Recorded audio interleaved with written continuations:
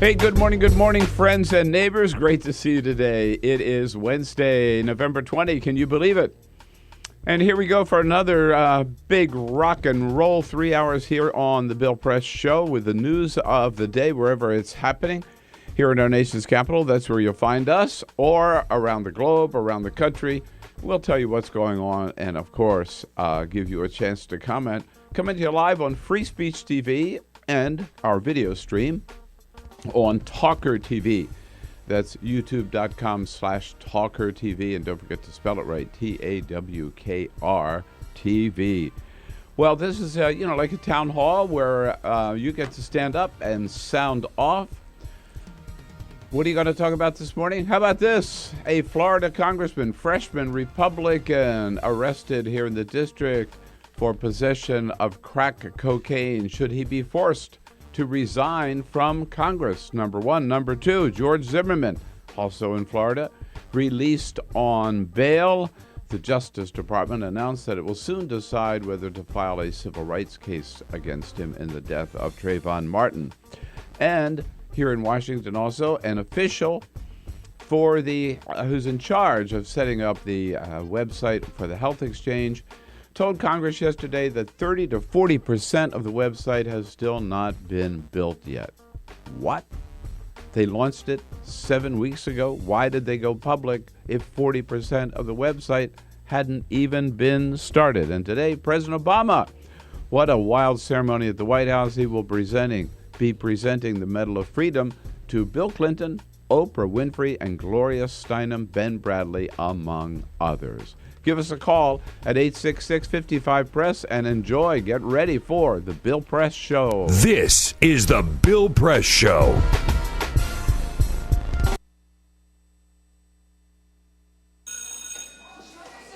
Don't look at me. Your hair's a bit frizzy today. Oh, you should pick that up. Oh, you're such a dork. Loser. Here, let me help you with that. Oops. Every day, kids witness bullying. Oh, look. Your crush is looking at you. Poor you. They want to help, but don't know how. See, no one here's gonna help you, because no one Teach your likes kids how to be more than a bystander. Visit stopbullying.gov. If you drive buzzed, it could cost you around $10,000. You'll face major legal fees, major fines, and steep insurance penalties. You could lose everything. Nothing kills a buzz like getting pulled over for buzz driving, because buzz driving is drunk driving.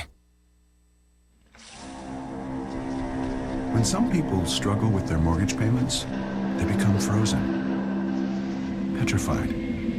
Not knowing what to do, they do nothing.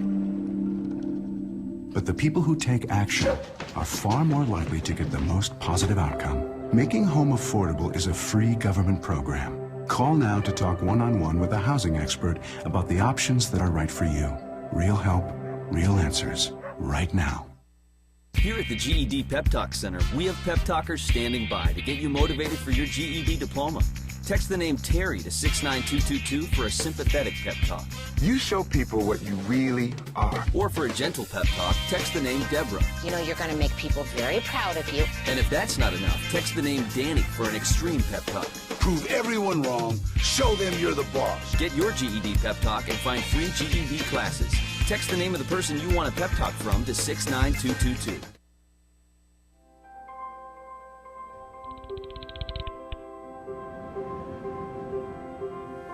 Did you see the world differently?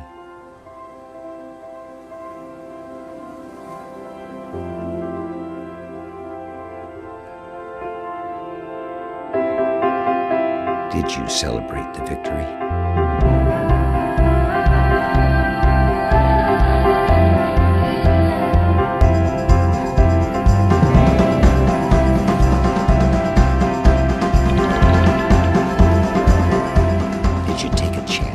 So today, I state clearly and with conviction America's commitment to seek the peace and security of a world without nuclear weapons. Did you stand up against our greatest threat.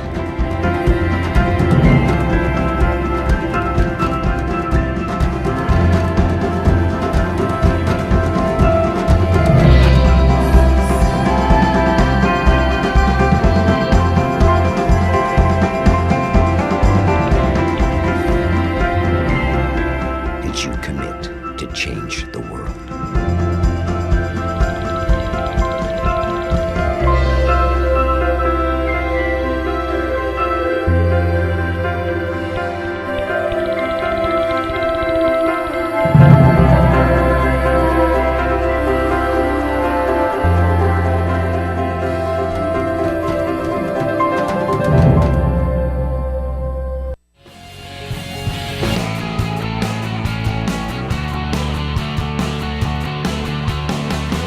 Broadcasting around the nation, on your radio, on your TV, and online. This is The Bill Press Show.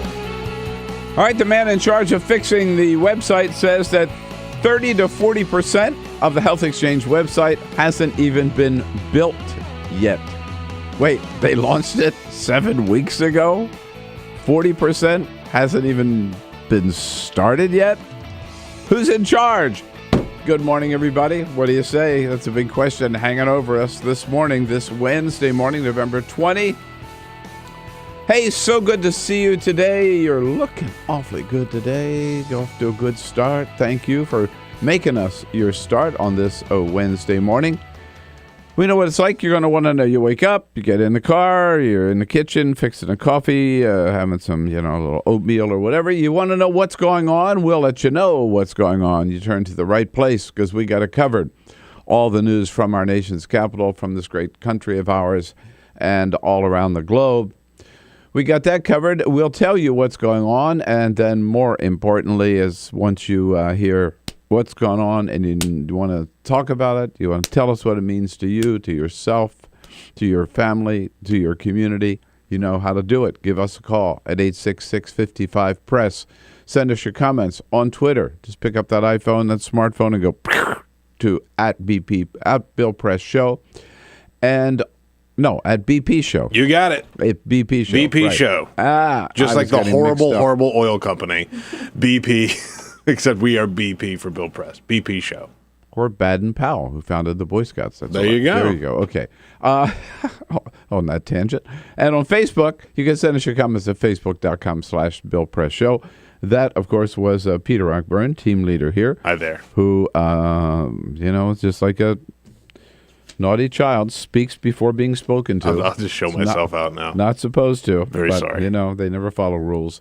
Alicia Cruz, he's following the rules. We didn't give her a microphone. That's why. So he's got the phones covered. That's one way covered. to handle it. Yep, indeed. And we don't give Cyprian, or God knows we wouldn't give Cyprian a microphone. We tried. He got us in too much trouble. He did, just at one time. Yep. Remember? Yeah. Never again. All those. There was a string of profanity I hadn't heard. We have an since 8-second. I left the Navy. We have an 8-second delay, and he managed to go a full 8 seconds of profanity. So we couldn't do anything about it. Sound like Rob Ford. I mean, it was. Oh God. All right. Well, what do you know? He's back. Yeah, he came back last night. George W. Bush. Haven't seen much of him. To his credit, I don't say that. To his credit, unlike freaking Dick Cheney, to Bush's credit, he has stayed on the sidelines. He's been taking care of his new grandbaby. He's been painting. He's kept his mouth shut. Again, unlike Dick Cheney, who's out there slamming President Obama every time we turn around when he's not throwing his daughter, Mary, under the bus. At any rate, W surfaced last night on The Tonight Show with his wife, Laura, and Jay Leno. They had a little bit of fun. He, for one thing, is not sorry not to be in the White House. Are you glad you aren't president now? Yes, I am. Yeah. 8 years is plenty. 8 years. 8 years is plenty. It is, boy, for anybody. It's plenty. Sure. It's plenty for us, right? And I'm sure it's plenty for them. Yeah. Yeah, I mean, look at what it does to people. If you just look at Barack Obama when he came into office and look at him now, how much more gray hair he has. And the same with George W. Bush. Now, it's hard to think that Franklin Roosevelt would have gone for a fourth term, right? But, I mean, there's nobody like that today. No. Yeah, and all the health problems that he had. And then Jay Leno wanted to know from Mrs. Bush about the president's recent heart scare. When the president had that heart scare, how scary was that? It was scary. Yeah. It was very scary. Yeah. But I wasn't that scared. Was it, you had Obamacare?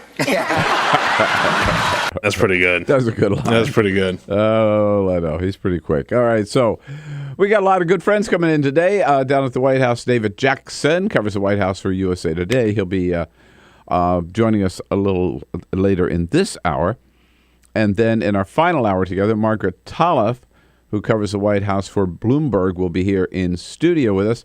And I'm telling you, we remember Dan Stone from National Geographic went off about 6 weeks ago on a round-the-world mission to look for new, innovative, creative, exciting stories for National Geographic. He's been on that mission he's been on the road for the last 6 weeks. And we check in with him today from Indonesia, right, Peter? I believe he's going to be in Sumatra. Indonesia. Nope. I believe he's in Indonesia. We don't know where he is. Where in the world is Dan Stone? I don't know. We'll find out. We'll find out. But he's going to, from his last stop, he's going to check in today and give us a roundup of what we can expect in National Geographic from the wild adventures of Daniel Stone.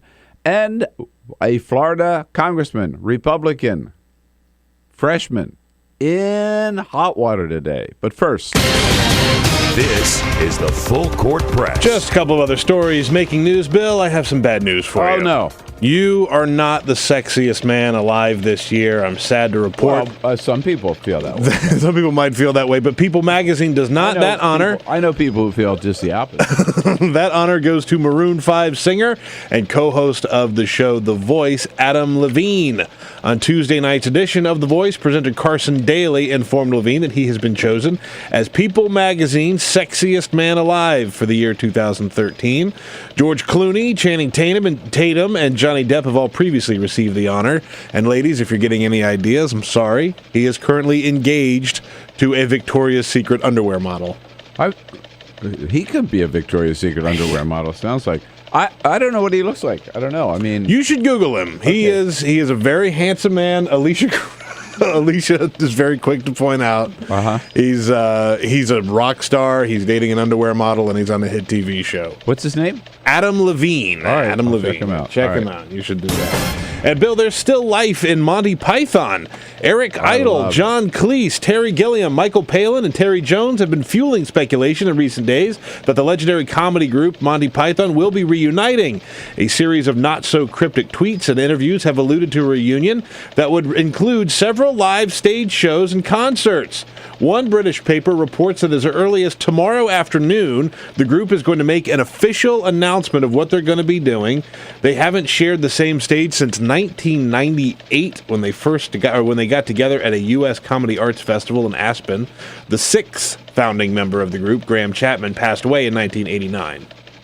You know, I hope so. It's just some of the funniest stuff ever, Monty Python. It's going to happen. I hope they make movies again. Life of Brian. Oh my God. Oh God. So many great movies. And so just trying. I'm blanking on the other one. The End of the World, or the what is it? Oh, something like that. I'll think. The Holy Grail is my favorite. I thought, Grail. Yeah, it's The Holy just Grail, so good. I've never seen Spam a lot. Life of Brian, I loved. And finally, one other story. Something good came out of watching too much TV. 6-year-old Amira Thornton of Oregon was having dinner when a piece of food got lodged in her mother's throat. Amira remembered back to a movie she had recently seen called Mrs. Doubtfire. It's a classic movie starring Robin Williams, who plays a British nanny. There is a scene, you'll remember, in the movie where Robin Williams delivers a comedically timed Heimlich maneuver on someone who had a piece of food in her throat. 6-year-old Amira remembered that scene, gave her mother the Heimlich, and saved her mother's life. There you go. See there? Watch more TV, kids. You might learn something. Talk about movies they ought to bring back. There it is, Mrs. Doubtfire. Funny movies. Took place in San Francisco. Robin Williams dressed up as this British nanny. Hey, how about it? All right, so, boy, a big shocker hit Washington yesterday, and News of this has bounced around the whole globe, and people are talking about it. It's what we found out about Congressman Trey Raydell from Florida. May not have heard of him before. He hasn't had a real high profile. He is a freshman member of Congress, a member of the House Republican Caucus, comes from Florida. He used to be a TV anchor. You should have known, man. There'll be troubles. Was a TV anchor down there in Florida, ran for Congress, was elected a year and a half ago from the Fort Myers, Naples area. So, that's not quite the Redneck Riviera, but just about the same politics as the Redneck Riviera. Well, we found out yesterday that back on October 29, Trey Raydell was caught up in a sting operation here in the nation's capital. He was caught with cocaine in his possession. The authorities tracked down a dealer. The dealer told them that one of his many clients was a member of Congress. The police set up a sting operation, and they caught Raydell buying crack cocaine from him. Went to his apartment back October 29. And arrested him. They never took him in, but they charged him, and it came to light yesterday. Politico are the ones that broke this story. Trey Raydell says, yes, I did it. I have an alcohol problem. It's been hard on my family being up here in Washington while they're in Florida. Boom, boom, boom. I know I got a problem. I'm seeking help. And he apologized to his constituents, some of which were pretty upset when they heard the news. Here's one of them we heard from yesterday. His constituents and voted him into office, and this is what he do for them. It's embarrassing. It is embarrassing. Also embarrassing for the Republican caucus, of course. John Boehner's spokesperson yesterday, Michael Steele, just said, well, this is up between him and his family and law enforcement authorities. Yeah, it's a little more than that. The Republican caucus is going to have to decide what to do about one of their own. John, you know damn well if this were a Democrat caught smoking crack cocaine, Fox News and everybody else would have been demanding that he resign, that he quit his job, that he get out of the Congress. All Boehner's office said was, well, we're going to let him work this out with the law enforcement authorities. Democrats are not calling for his ouster necessarily. In fact, Leader Pelosi last night at the big BuzzFeed Brew event with John Stanton, who was on our show yesterday morning here in studio, he started out, opened the evening by asking her about Trey Raydell, and she said, well, it's kind of curious. He's got this drug problem, and yet look how he voted. It's really interesting, right soon on the heels, that date, on the heels of the Republicans voting to make sure that everybody who had access to food stamps was drug tested. It just, it's like, what? If you get a food stamp, you have to be drug tested? And so, I hope that it will humanize, shall we say, their thinking about some subjects. But again, he's stepped out of line. His leadership will have to deal with them. So maybe on the very same day he was busted for buying crack cocaine, he was voting for legislation which would require people on food stamps to be drug tested. You can add hypocrisy to his problems as well as drug addiction. He could face 180 days in prison and or a $1,000 fine. But the question is, should he keep his seat in Congress? Does it remind you a little bit of Rob Ford in Toronto, doesn't it? Reminds you maybe a little bit of Marion Barry, former mayor of Washington, D.C., who I might add, is still on the D.C. City Council as an at-large member. Should we be demanding that Trey Raydell resign from Congress because he was found with crack cocaine? What do you say? 866-55-PRESS, 866-55-77-377. I'm not going to be a hypocrite. I would not demand that a Democrat who was found guilty of breaking the law would necessarily have to resign. I'm not calling for Trey Raydell's resignation either. Obviously, he's got a problem. He's got to face the music as far as law enforcement is concerned. I still think he can do his job in Congress, even if he did once break the law. 866-55-PRESS. Time to be a compassionate liberal. All of us. We are compassionate liberals. That's who we are. We're bleeding hearts. Well, my heart's bleeding today for Trey Riddell. How's yours? This is the Bill Press Show.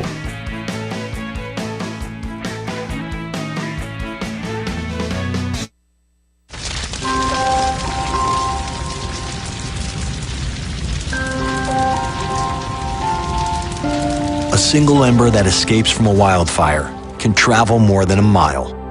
That single ember can ignite and destroy your home or even your community. You can't control where that ember will land, only what happens when it does. Get Fire Adapted now at fireadapted.org. Columbine, Virginia Tech, Tucson, Aurora, Fort Hood, Oak Creek, Newtown. Newtown, Newtown. Newtown. How many more?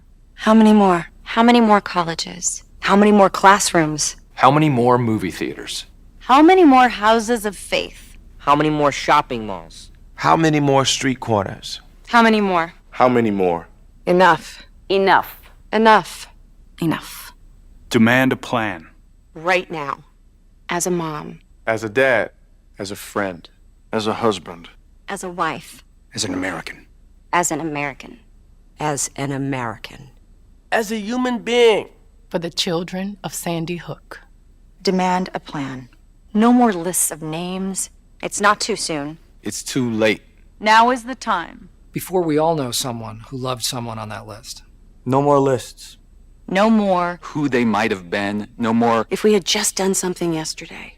It's time. We can do better than this. We can do better than this. It's time. It's time. It's time for our leaders to act. Demand a plan. Right now. Right now. You! Demand it! Enough. Enough. Enough. Enough.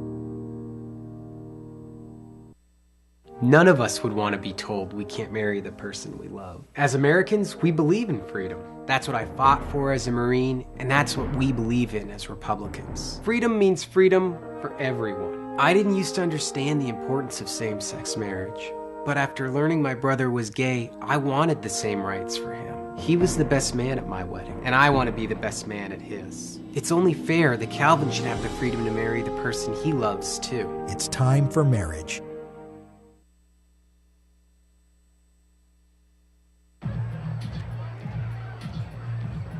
If you drive buzzed, it could cost you around $10,000. You'll face major legal fees, major fines, and steep insurance penalties. You could lose everything. Nothing kills a buzz like getting pulled over for buzz driving, because buzz driving is drunk driving. When some people struggle with their mortgage payments, they become frozen, petrified. Not knowing what to do, they do nothing. But the people who take action are far more likely to get the most positive outcome. Making home affordable is a free government program. Call now to talk one-on-one with a housing expert about the options that are right for you. Real help, real answers, right now.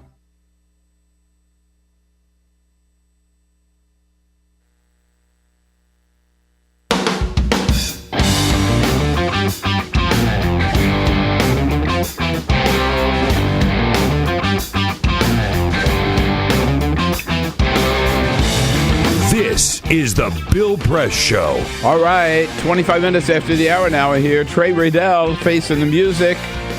freshman Republican congressman from Florida busted in a cocaine sting here in our nation's capital.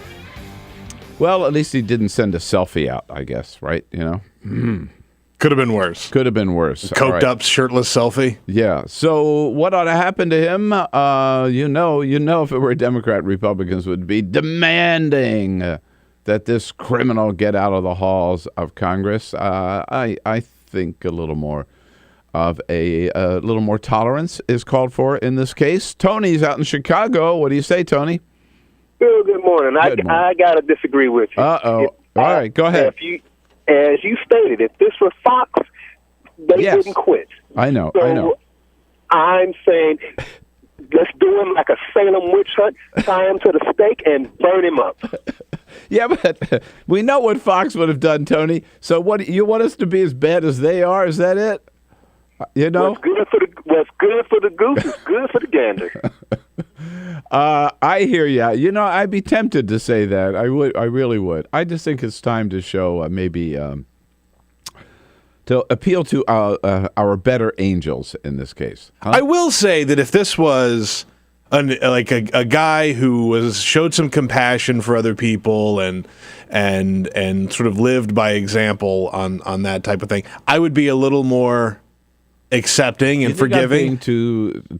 I think you might be being a little squishy. I think you might be being a little bit squishy. Look, drug abuse is something that we should take seriously. They should be treated, and I get it. But with the fact that he is the type of guy that says, yeah, well, if you're going to go on food stamps, we just assume you're going to be on drugs. But I love just exposing these hypocrites. And man, you see them all now for exactly the, double dealing kind of people that they are. They don't stand for anything. But look, I want people to treat drug addiction, as a serious health problem and deal with it that way. And even as a member of Congress of a party and of a philosophy that I don't like, I'm going to give him the same treatment. I think that's very admirable of you. I think it's very admirable of you. Even though you disagree. Get out of here! Bye. Hey, let's jump out to San Rafael, California. Ken, good morning. Good morning. I have to say, Bill, you're definitely wrong on this. Oh, another one. All right, go ahead. Beat up on me. He has to be made an example of. You wouldn't want a police officer riding around drunk in his squad car. Why would you want a congressman stoned making laws that are ridiculous? It's ridiculous, Bill. He has to be made an example of, and it has to be shoved in John Boner's face to boot. Well, Ken, they might make better laws if they were all stoned. They're not getting anything done without it. All I'm saying is we got to understand that politicians, people in public office, or even preachers or whatever, they're human. They can make mistakes as well as anybody else. I wouldn't want to be thrown out of Congress if I happen to smoke pot. And God knows there's a lot of pot in the San Rafael area, Ken. I know that because you know where I live in California, which is not far from San Rafael. In fact, we take the downtown San Rafael exit and go out Sir Francis Drake on the way to Inverness. That's how we get there, Ken. It's good to hear from you. You make me a little homesick, though, for that good pot of Marin County. Trey Riddell. All right, somebody else, serious problem here with Cray Deeds in Virginia. We'll talk about that next. This is the Bill Press Show.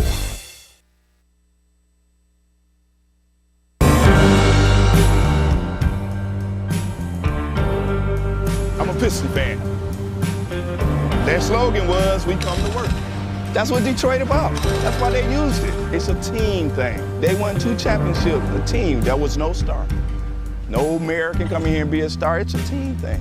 No governors can come here and think you can do it by yourself. It's a team thing. You got communities. They got ideas, too. The only thing wrong with Detroit, people have lost hope here. Residents, city workers, so much corruption. They lose hope. But I grew up here. I love this city. I think it can come back.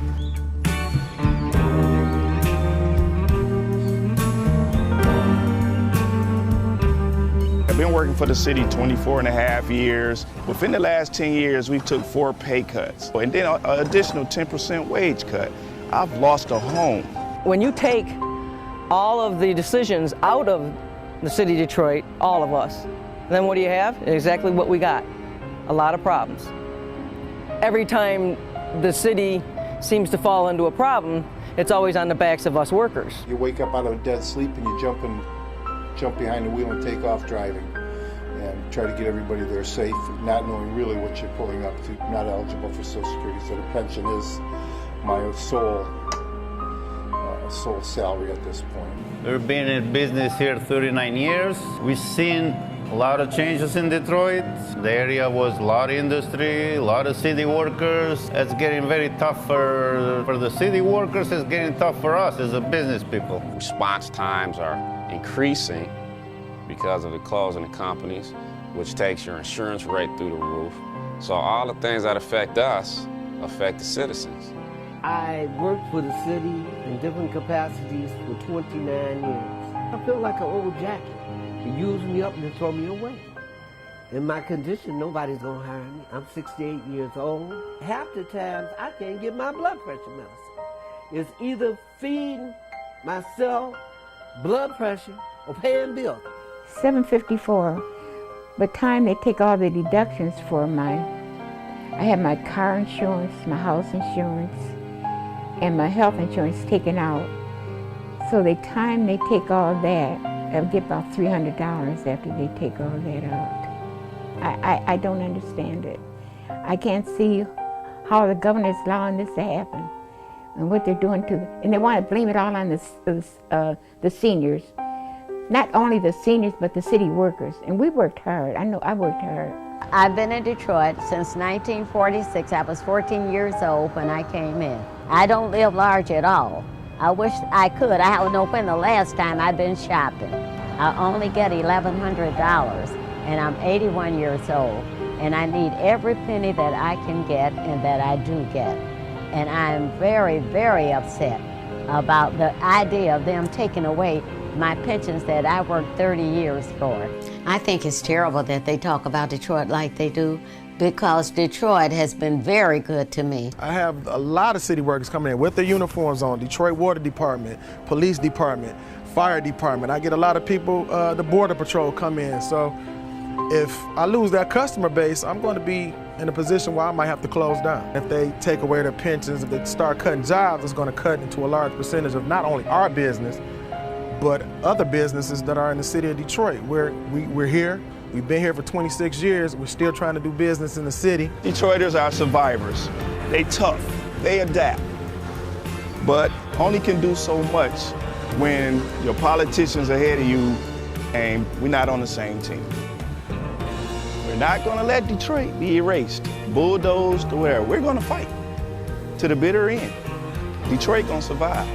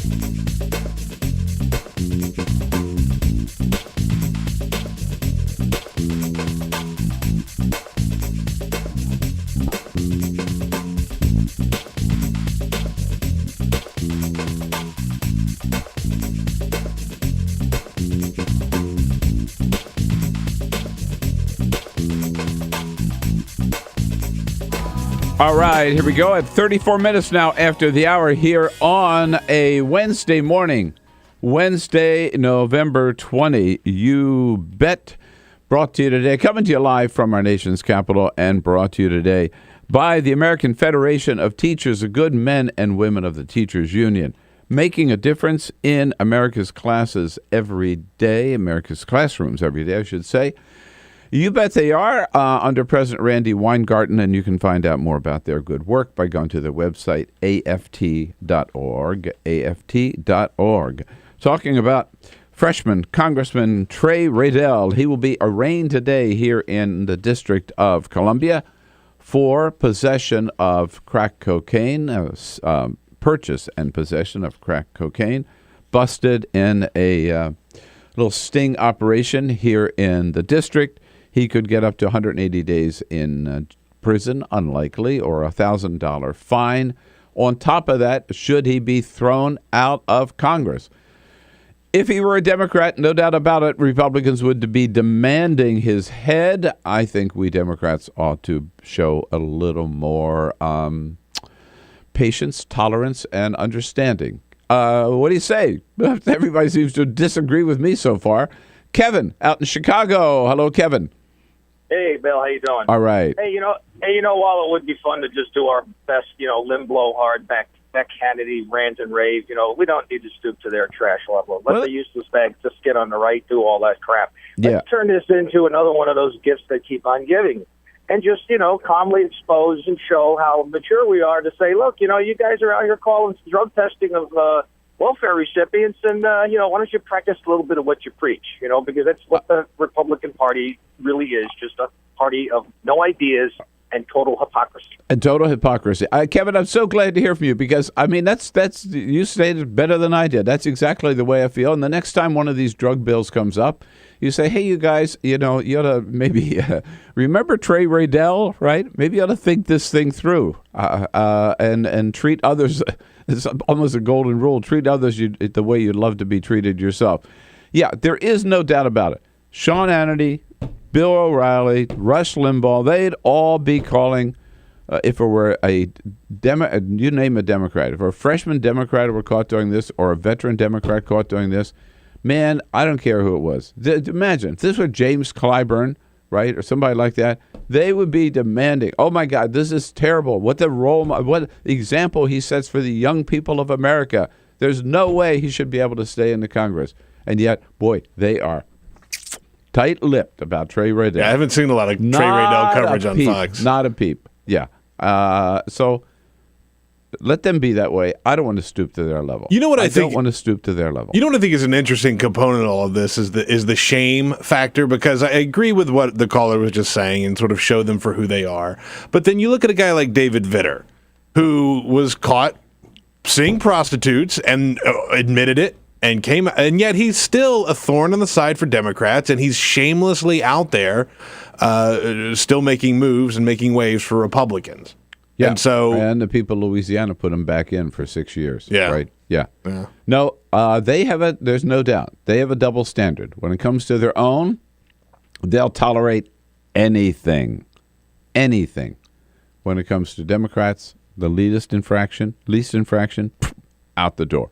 Sonia is in Dayton, Ohio. Hello, Sonia. Good morning. Hi, Bill. How are you? I'm good. Good to hear from you.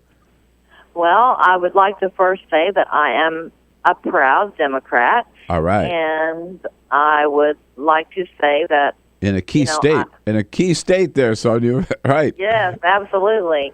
And what I have to say is I think that, even though he admitted to smoking crack, I believe that everybody deserves a second chance.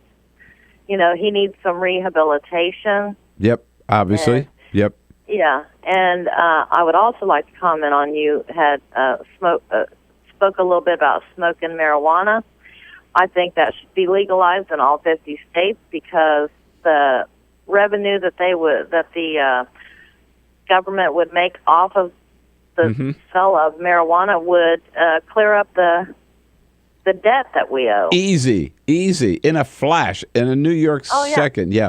You know what, Sonia? It of course, we know it's illegal now in Washington State. We know it's illegal now in Colorado. It will be legal in all 50 states before long. It's definitely going in that direction. Yeah, my father lives in California, and he has medicinal marijuana, and it helps him, and It's been proven Yeah. that it is good for medical use. Right. No, medicinal marijuana, which is another issue, but absolutely, Right. there should be no disputing the beneficial effects of marijuana for a lot of different reasons. Brings them a lot of relief. But in terms of the recreational use, I couldn't agree more with you, Sonia. And I think it's definitely moving in that direction. You see Alan St. Pierre often in studio with us from Normal, who has told us about all the efforts underway in various states. And you know what? One of the things that's going to move this forward more than anything else is the economics of it, because Colorado is going to be making a lot of money off of pot. Washington State. Check out last week's New Yorker magazine. Big article about the steps they're making to move toward legalization, to implement including law enforcement, everything surrounding the legalization of pot in Washington State. But they're going to make billions of dollars off it every year, and other states see that. They'll see the benefits of pot tourism. And they're going to go there. Okay, but we got somehow, Sonia, you got us off on a tangent about pot. We're back to this freshman congressman, Republican from Florida, caught in a sting operation here in Washington, D.C. Yeah, he's a hypocrite. He thinks that people on food stamps should have to undergo drug testing, but apparently not members of Congress. But even so, should we be calling for his head? Greg in Denver. Hello, Greg. Hello, how you doing? I'm good. What's up? What do you think? Good. I just want to say, just on the matter of just some small consistency for our side, we beat up on Marion Barry really bad over his use and his habits. We got rid of Anthony Weiner, who had a problem, not drug-related, but he had a problem with, exposing himself. Yeah. So I think we should at least consistent about, a standard. Having good standards, and that if bad behavior is bad behavior, that no matter what it was you done, you have to do it. If this was an ordinary citizen on an ordinary job, I mean, he might be a great worker, but hey, buddy, you did something wrong here, you got to go. Yeah, I hear that, Greg. Even somebody in the workplace, I mean, if it were not a member of Congress, even somebody in the workplace, I would have to say, even if it were, a young black a teenager here in the district. And I'll tell you one thing, if this were some young black kid in the district and he was caught with crack cocaine, we would have found out about it long before. This happened a month ago with this guy, right? They kept it under wraps for him because he's a member of Congress. So it was already a little double standard. But, Marion Barry was a long time ago. I think things have changed since then. But I'll tell you, I don't think Anthony Weiner should have had to resign from Congress over sending out the selfie. I think he was humiliated enough. But again, I look. I think that we should be just a little, not so quick on the trigger to condemn people for human failings. And that includes a freshman Republican congressman from Florida.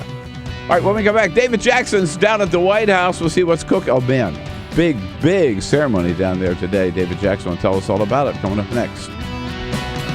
On your radio, on TV, and online.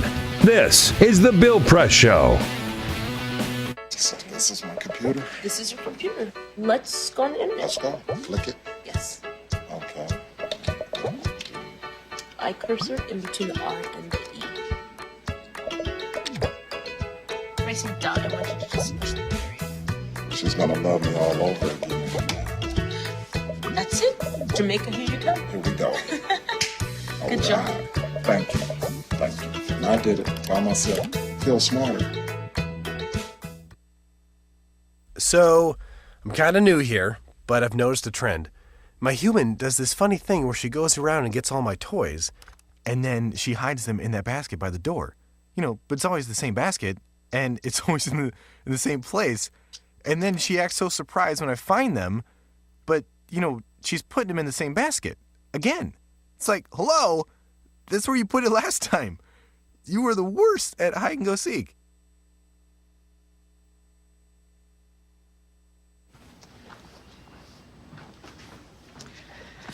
All right. I know this isn't any fun to talk about, but we should. Okay. So who's going to do what? I'll pack the dead batteries. Great. I'll only only put what I don't need into a duffel bag. Perfect. That's totally unhelpful. No problem. Meanwhile, I will try to comfort everyone by speaking in a calm voice. And I'll try to get the generator going without any gas. Oh, let's not forget the cell phones, which probably won't work. Right. And who is going to handle supplies? I can forget to do a list for us. Thanks, pal. Well, I think we couldn't be any less prepared. I'm proud of you guys. Talk to your kids about who to call, where to meet, what to pack. Visit ready.gov/kids for tips and information. Hey, thanks for stopping by. You know, I followed your character since the first episode. I'm a big fan. Big fan. Thank you. And listen, your storyline, it makes for incredible TV drama. Thing is, your drug use is very adult content. Too adult for the kids. So I'm gonna have to block you. Oh, man. Yeah. Well, have a good one. You're a nice lady.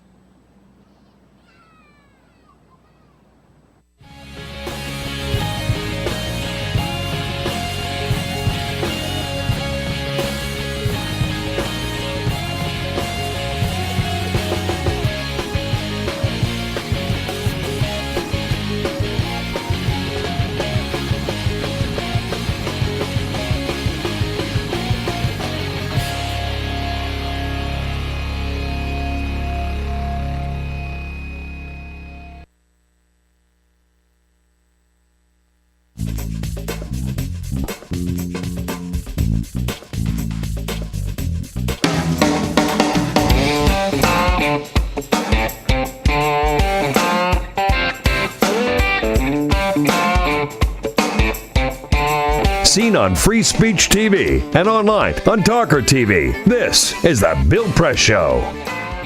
Here we go now at 13 minutes before the top of the hour. President Obama convening a pretty interesting group of people today down at the White House and awarding the Medal of Freedom. That's always a big moment in the East Room. David Jackson covers the White House every day on the boring days and the exciting days for USA Today. Joining us on our news line this morning. Hello, David. What's going on? Hello, Bill. This will be an exciting day today, I suspect. I think so. What a collection of people, huh? Oh, it's amazing. I think the ceremony is always very inspiring, very impressive. But today's lineup includes. You tell us about it. Well, it includes a former president, Bill Clinton. It will be there. Gloria Steinem, who helped lead the women's movement 40 years ago. Oprah Winfrey, who changed television, including your life and my life. Absolutely. We got Loretta Lynn, who's a country music legend. And Dean Smith, who I believe still, actually was at one time the all-time winningest college basketball coach. I think he's been displaced since, but certainly a legend in his field. So it's a really a talented group. Bayard, there'll also be some posthumous awards. Bayard Rustin, the civil rights great, will be honored, and so will Sally Ride, the astronaut who died on Challenger in 1986. And then Ben Bradley, the legendary how could I forget Ben? I mean, I know him as the legendary newspaper editor who really made the Washington Post the force that it is. Ben Bradley will also receive a Medal of Freedom Day, and also a friend of John Kennedy. And the whole the theme of this year's event is it's the 50th anniversary of the Medal of Freedom, which was created by President Kennedy shortly before his own death. Oh, I didn't realize that. Yes. So this is the 50th anniversary, and it comes 2 days before the 50th anniversary of his assassination. Exactly, and it's all tied in. President Obama will make much of the fact that it's the 50th anniversary of the medal. It was created by President Kennedy. And later, he and President Clinton and their wives, Michelle Obama and Hillary Rodham Clinton, will go up to Arlington Cemetery to lay a wreath at JFK's grave. Right, and there's a big dinner tonight for the honorees as well. So, I'm sure President Obama will find today a very, very welcome relief from talking about the healthcare exchanges, right? I'm sure he will for a while there, but also, as you mentioned, in the late afternoon, he's got a meeting with a national group of national insurers to talk about some of the problems of that law, so he won't be able to get away from it totally. And that's an important meeting. He had one with insurers the other day, David, right? Because the success now of dealing with this issue of who can keep their plan and who can't really depends on the cooperation of the insurance companies, doesn't it? Absolutely. By the way, the group is the National Association of Insurance Commissioners. I was going to say, and the commissioners, too. Exactly. Right. Yeah, these are the state officials who have to approve these insurance policies. And they've raised some issues, too, about, the president said last week, well, maybe you can keep your plan for another year. But the insurance industry is saying, well, that's not going to be so easy. For one thing, we've already canceled a bunch of policies. Right. For another, the people who've had their policies canceled have bought new policies. What do we do about them? And then there's the issue of the fact that some of these policies don't comply with the new federal standards. So implementing the fix that President Obama talked about last week isn't going to be so easy, and that's going to be on the topic today with a group of insurance commissioners. Yeah, and a lot of these commissioners have said, no, these are substandard plans. We don't want them. We don't want them sold in our state. We don't want people to have them in our state. Right. That's particularly the case in California, which is why so many letters were received in California. Right, and you cannot. I mean, the president can't order an elected state insurance commissioner or appointed in any state to do anything. Right? No, he can't. So it's just that's a problem that's going to fester for at least a year and probably longer. Here's the thing that's stunned me on this whole issue is that yesterday Henry Chow, who's in charge of fixing the website, apparently testified in Congress and said that 30 to 40% of the website has not even been built yet, or the mechanisms in the website that are necessary for it to run smoothly. How can that be when they launched it 7 weeks ago?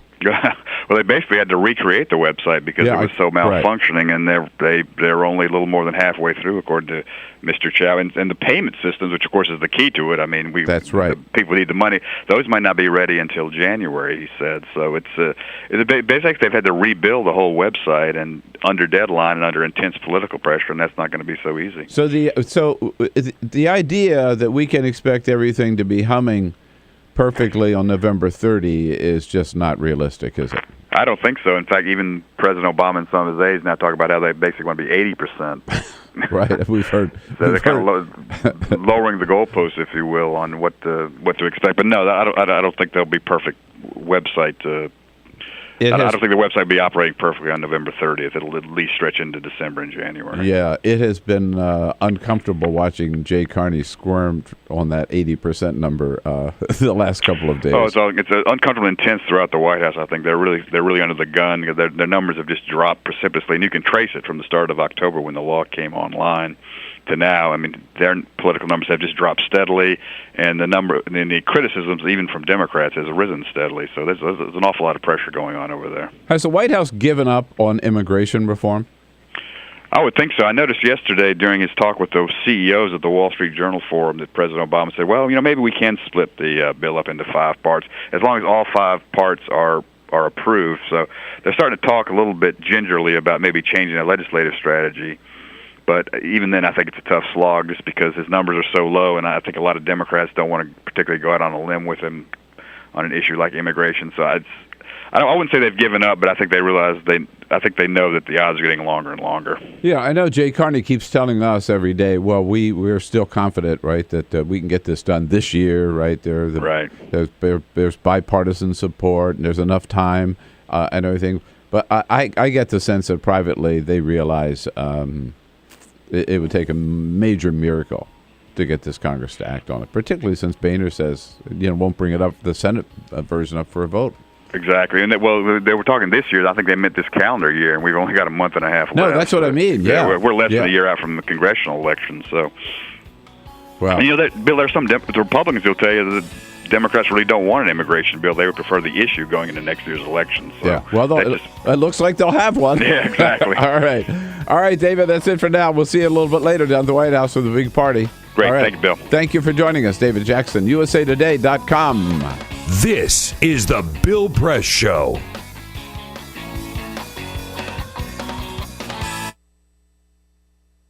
It is possible to read the history of this country as one long struggle to extend the liberties established in our Constitution to everyone in America. In other words, who, according to our laws and culture, gets to be considered a person? The law creates legal personhood, and movements create law and change culture. So, how have the courts passed laws to shape our culture? That history goes way back before Citizens United. 1819, Dartmouth College versus Woodward, Supreme Court case, turned a corporate charter from a government-granted charter to a contract. This ruling gave corporations standing within the Constitution. 1886, Santa Clara County versus Southern Pacific Railroad.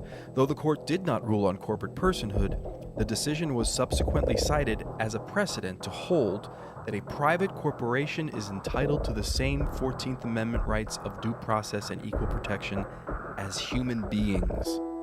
This makes it impossible for us to make laws that treat local businesses any differently than giant multinational corporations, even if their business practices are deemed to be harmful to workers, the environment and communities, or if they have a history of violating the law. Hale versus Henkel, 1906. The court granted corporations the Fourth Amendment search and seizure protection. Dodge versus Ford Motor Company, 1919. The Michigan Supreme Court says the business corporation is organized and carried on primarily for the profit of the stockholders. Stockholder primacy is established. The purpose of the corporation, according to the court, is no longer to serve the public good, as it had been. It is now to maximize profit for shareholders above all else.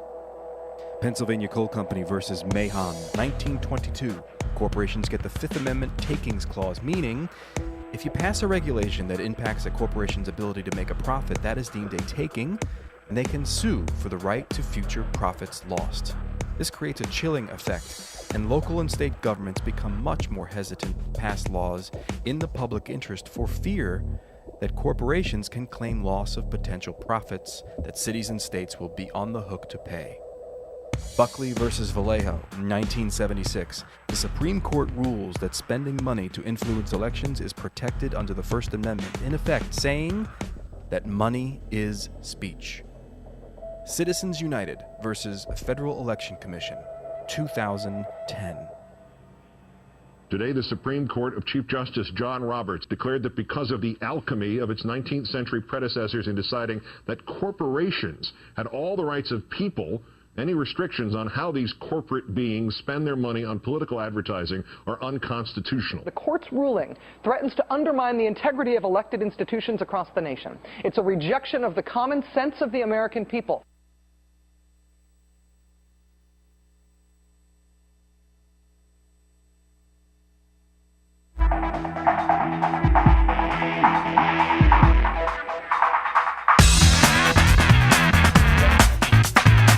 This is the Bill Press Show. Freelance journalist Steve Freeze joins us in the next hour. I'm also be bouncing over to Indonesia to catch up with National Geographic's Daniel Stone.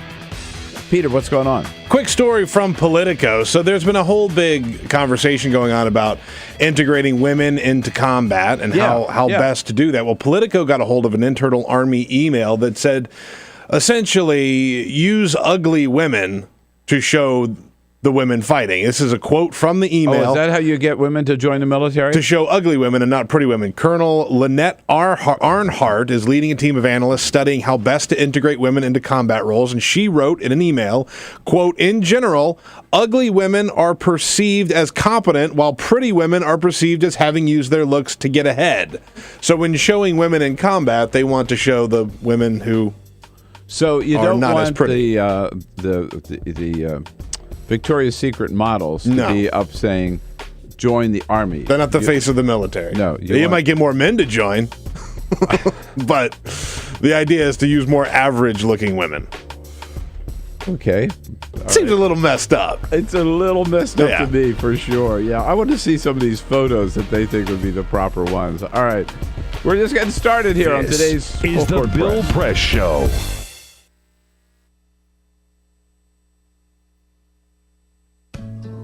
You wouldn't let money just blow out of your house.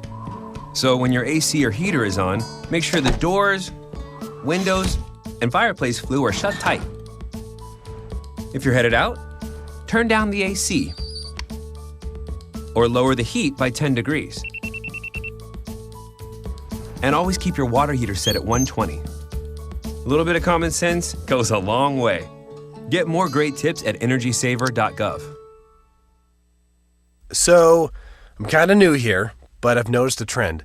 My human does this funny thing where she goes around and gets all my toys, and then she hides them in that basket by the door.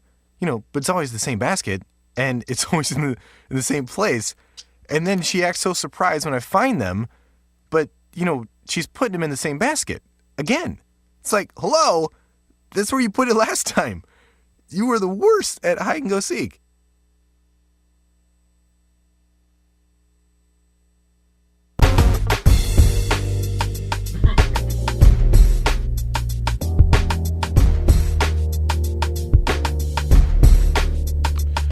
Hey, good morning, friends and neighbors. Great to see you today. It is Wednesday, November 20. Can you believe it? And here we go for another big rock and roll 3 hours here on the Bill Press Show with the news of the day wherever it's happening. Here in our nation's capital, that's where you'll find us, or around the globe, around the country. We'll tell you what's going on and, of course, give you a chance to comment. Coming to you live on Free Speech TV and our video stream on TawkrTV. That's youtube.com/TawkrTV. And don't forget to spell it right, TAWKR-TV. Well, this is, like a town hall where you get to stand up and sound off. What are you going to talk about this morning? How about this? A Florida congressman, freshman Republican, arrested here in the district for possession of crack cocaine. Should he be forced to resign from Congress? Number one. Number two, George Zimmerman, also in Florida, released on bail. The Justice Department announced that it will soon decide whether to file a civil rights case against him in the death of Trayvon Martin. And here in Washington also, an official for who's in charge of setting up the website for the health exchange told Congress yesterday that 30 to 40% of the website has still not been built yet. What? They launched it 7 weeks ago. Why did they go public if 40% of the website hadn't even been started? And today, President Obama, what a wild ceremony at the White House. He will be presenting the Medal of Freedom to Bill Clinton, Oprah Winfrey, and Gloria Steinem, Ben Bradley, among others. Give us a call at 866-55-PRESS and enjoy. Get ready for the Bill Press Show. This is the Bill Press Show.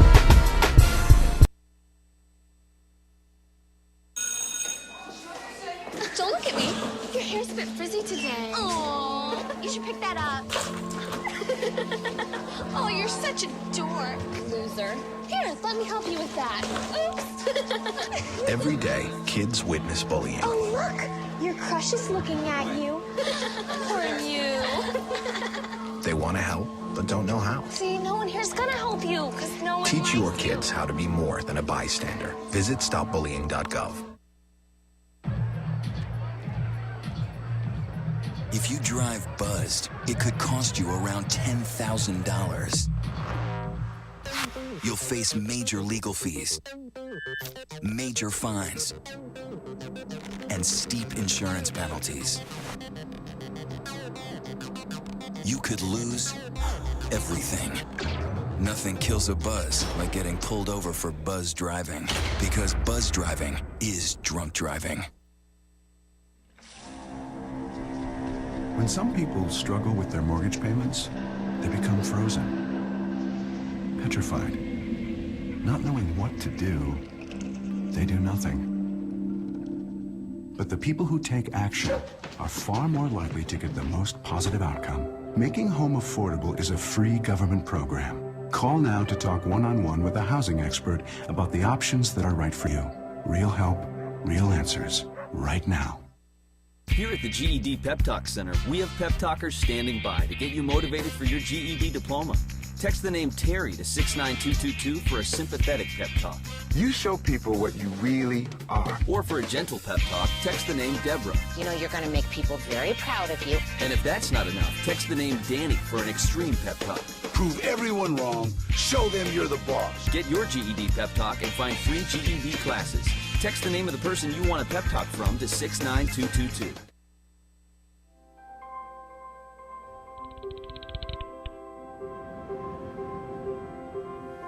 Did you see the world differently?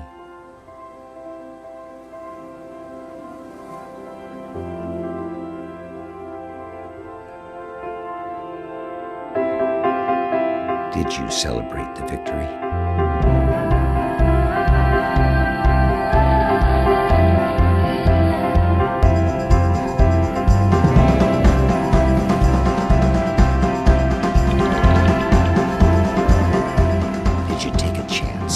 So today, I state clearly and with conviction America's commitment to seek the peace and security of a world without nuclear weapons. Did you stand up against our greatest threat?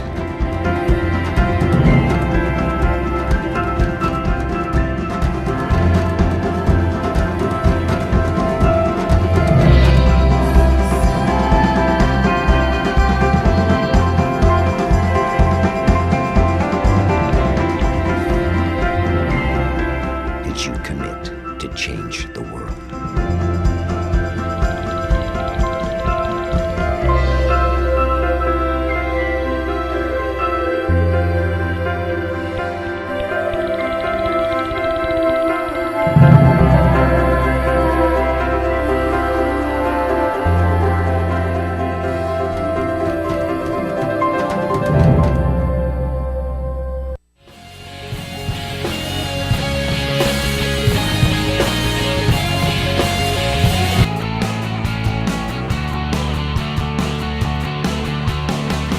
Broadcasting around the nation, on your radio, on your TV, and online. This is the Bill Press Show. President Obama ready to present the Medal of Freedom today to Bill Clinton, Oprah Winfrey, Gloria Steinem, Ben Bradley, Loretta Lynn. Wow, what a lineup. Good morning, everybody. What do you say? It's almost as exciting as what's going on at the White House later today, happening here on the Bill Press Show at this hour. We're coming to you live from our nation's capital and our studio on Capitol Hill, booming out to you all across this great land of ours on your progressive talk radio station and on Free Speech TV. If you got a satellite dish, you can find us, Free Speech TV, on the Dish Network or on DirecTV. And don't forget, if you are glued to your iPad, your iPhone, or your computer, you can watch the video stream, too, at TawkrTV, TAWKR-TV. That's how everybody spells Talker, isn't it? YouTube.com/TawkrTV. As always, on a busy day, we have to bring in extra help to help us get through all the news of the day. Stephen Fries is a freelance journalist and a professor of journalism at Michigan State in East Lansing. Happens to be in Washington today, so we snagged him and dragged him into studio. Good morning, Stephen. Good morning. Nice to see you again. Thanks for coming back. Great to see you again. Anytime you're in Washington, come by and we'll give you a cup of water. Coffee's pretty good. Coffee, yeah. All right. And I did take my mug home last time, so I have a Bill Press mug in my cupboard now. Nice. We like that. It's right next to the Shelley Berkeley mug I have. And she's not in Congress anymore. Hopefully, you might last longer. I remember I went to made that run for the Senate. Yeah, I went to interview her when she was doing that in her home in Vegas, and she made the coffee for me. Like, she stood out in the driveway to make sure I didn't miss the house. It's a congresswoman. Yeah. And then she brings me in. She makes the coffee for me. She gives me in this plastic mug that says, "My favorite congresswoman is Shelley Berkeley," and she's like, "You can keep that." And I said, "Well, my journalist friends would be embarrassed." And she said, "They all have one." Oh, that's funny. Oh yeah, Peter Ogburn, leading up Team Press this morning. Good morning, Peter. Alicia Cruz has the phones covered. Hi, Alicia. And Cyprian Bolding. If you're looking at us and not just listening, you can thank Cyprian Bolding keeping us looking good on that video cam. So, Steve, yesterday we've been following the case of the Reverend Frank. He goes by Frank Schaefer, Methodist minister. We know the rules of the Methodist Church are against same-sex marriage. Okay. It's too bad. I think of Methodists as being a pretty progressive lot, but not on all issues. And he was asked by his son if he would perform the marriage ceremony between his son and his partner. And, of course, his father said, of course I would. And he did. The Methodist Church wasn't happy with that. They put him on trial. He was found guilty. And yesterday he was his punishment is he's suspended from his ministership for 30 days, right? And he can't come back unless he agrees that he will abide by the rules of the church. So he's going to have to decide whether to continue as ministry or not. Yesterday he said that part of the Bible that the Methodists depend on, he thinks isn't relevant anymore. Here he is. That section of the Bible I view as totally antiquated. That same chapter in Leviticus also calls us to not eat pork or seafood, shrimp.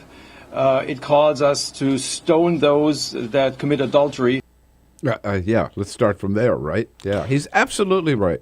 Absolutely right. You know, the news has a sort of a funny irony to it, where a story like this comes out, and you see that a man has decided that his family and his family values are more important than his job and whatever old school beliefs that job has. And then you go across the country and you see the Cheney family drama Cheney, right. going on, where Liz Cheney is saying that her own sister's family is invalid because she wants to win the Senate seat in Wyoming, and then her parents have to come out and sort of broker this in this very odd way, where Dick Cheney says no, and basically what I'm going to translate here, but he said no.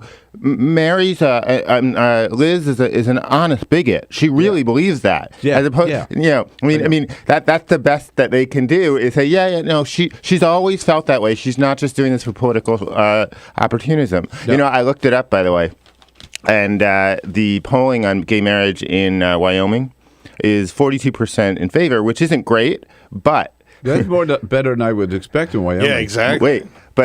But Liz Cheney, she's only got 13% of the Republicans. So she's about a third as popular in her state. Well, I mean, I realize these numbers are awful, but nonetheless, I mean, they're not good for her either. I mean, she is significantly less popular in her state than gay marriage, than the thing she just sold her family out for. Wow.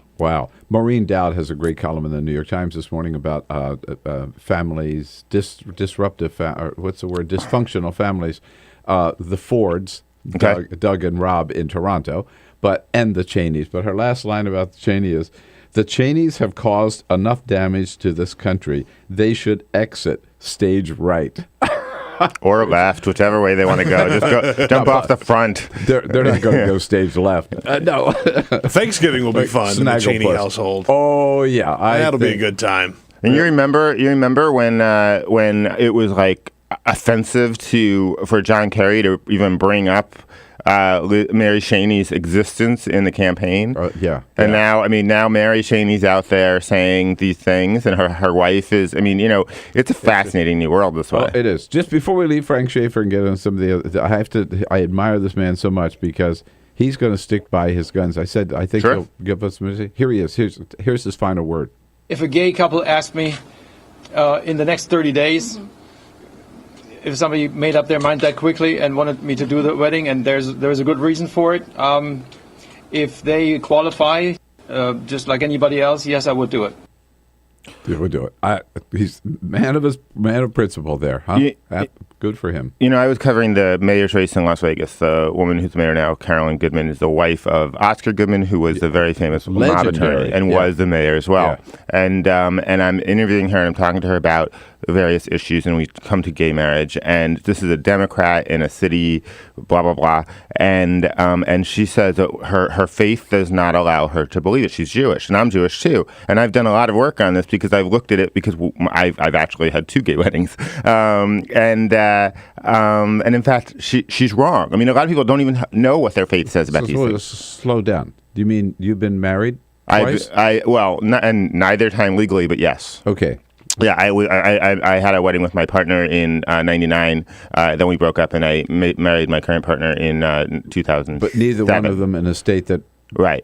Okay. We're waiting for Michigan now. It's like Kinky Friedman once told you, Bill. You're illegally married. I'm illegally married and illegally divorced, I guess. I have to tell you something that the dissolution of that first relationship was so much easier because the government was too bigoted to care.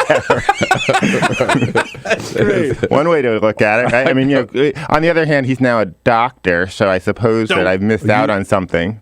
You could sue for half of his income in California. Oh, well, Yeah, we never lived there. So, yeah. All right. It's like Kiki Friedman told you. He believes in gay marriage. He believes that gay people has every right to be just as miserable as straight people.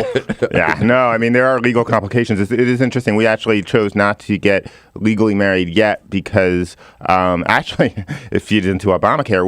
We figured it would be better for him. He's going back to school now in Michigan to not be married so that he could get the best possible subsidies from Obamacare. We can't get through the damn website. And let me tell you something. We've tried. Oh, and if a professor of journalism can't get through the website, there are problems with the website. Yeah, I know. You mentioned Las Vegas, okay? Mm-hmm.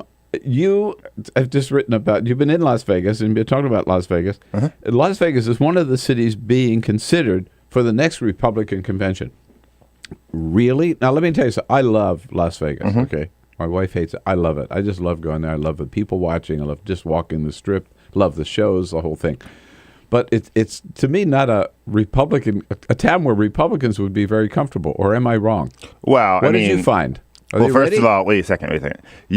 We're talking on a day when we've got a congressman who did blow and I mean, so I mean we've got right, it was cocaine, right?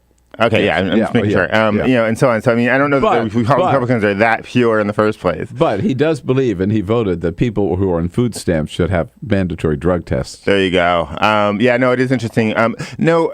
First of all, the thing about Vegas, I spent 15 years covering Vegas and living in and out of Vegas. Okay. So, I know the area, the city very well. But what's interesting is that for all that time, Vegas had no interest in political conventions. They didn't want it. I mean, and there were a few reasons for it, but most importantly, business reasons. Vegas, the Vegas Convention Center is unbelievably busy. And in order to give up the amount of time you'd need to give up in order to have a political convention, they would have to let the Secret Service take over for weeks before and weeks after. Right, or at least that's how it's been in the past. This idea of moving into Vegas and Vegas asking for it for the first time ever is really, in part, an admission by Vegas that the economy is so crappy there that they have all this time to fill. And the Republicans are talking about moving the convention back to July, which is usually a softer time because it's 115 degrees every day in Vegas and nobody wants to be there. Right. But I mean, I think that Sheldon Adelson is Vegas. Steve Winter, Vegas.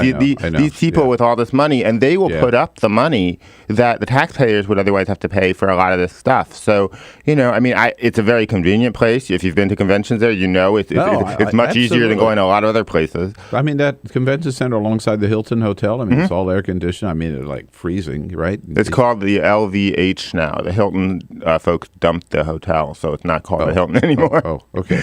But once it was the International where Elvis performed. The Venetian, I used to like going in the Venetian until I learned that Sheldon Adelson owned it, and I won't go near it. Are the prostitutes worried that they won't do as big a business? No, I'm pretty sure the prostitutes have pretty good clientele in the Republican Party. I don't think they'll have any trouble. I think the gay bars will do just fine too. So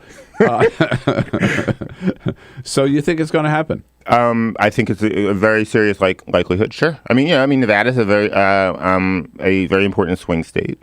And a very important state for Republicans in terms of contributions and Sheldon Adelson and so on. Sure, I don't see why not. Look, let's put it this way: there won't be a hurricane. Promise that. Right. Or a tornado. Tornado, right? I mean, right. There might be a minor earthquake. You won't even feel it. Yeah. maybe for old time's sake, we'll blow up some atom bombs in the desert. Or maybe a sandstorm or something. Now, you've also... so, Nevada, Las Vegas, Republican convention, maybe Steve Freeze says could be in the works. Here, the thing I really want to talk to you, I also want to talk to you about, I should say, is your take on... We're going to take a quick break. When we come back, I want to get... Because some of our listeners and viewers might want to get in on this part of the conversation, too. Your take on all the media totally over-the-top coverage of the 50th anniversary of the assassination of JFK this Friday. Okay. It's been heavy so far, and it's just going to get heavier in the next couple of days. Steve Freeze here with us, 866-55-PRESS. Seat here at the table for you. Join the conversation. Have you already had enough? Does it really mean anything to you? Are we overplaying the 50th anniversary of the Kennedy assassination. 866-55-PRESS. On your radio, on TV, and online. This is The Bill Press Show.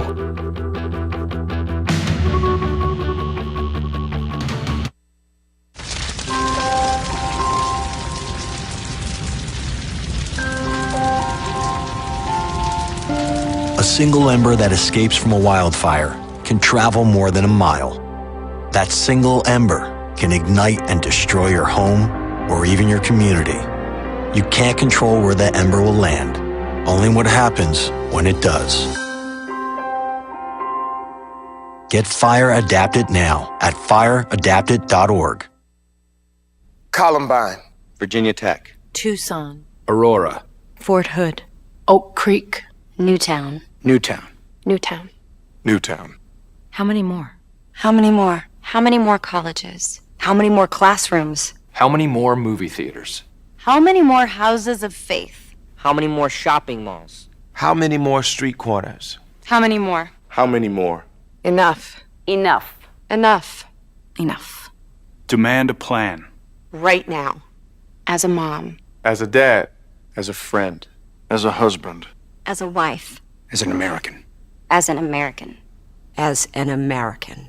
As a human being. For the children of Sandy Hook. Demand a plan. No more lists of names. It's not too soon. It's too late. Now is the time. Before we all know someone who loved someone on that list. No more lists. No more. Who they might have been. No more. If we had just done something yesterday. It's time. We can do better than this. We can do better than this. It's time. It's time. It's time for our leaders to act. Demand a plan. Right now. Right now. You!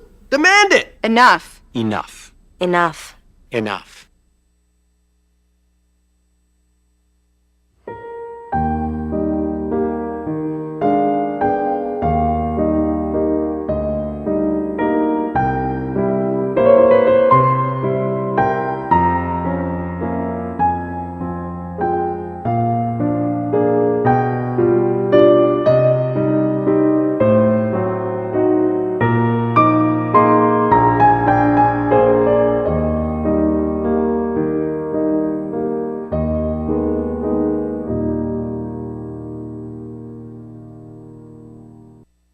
None of us would want to be told we can't marry the person we love. As Americans, we believe in freedom. That's what I fought for as a Marine, and that's what we believe in as Republicans. Freedom means freedom for everyone. I didn't used to understand the importance of same-sex marriage, but after learning my brother was gay, I wanted the same rights for him. He was the best man at my wedding, and I want to be the best man at his. It's only fair that Calvin should have the freedom to marry the person he loves, too. It's time for marriage.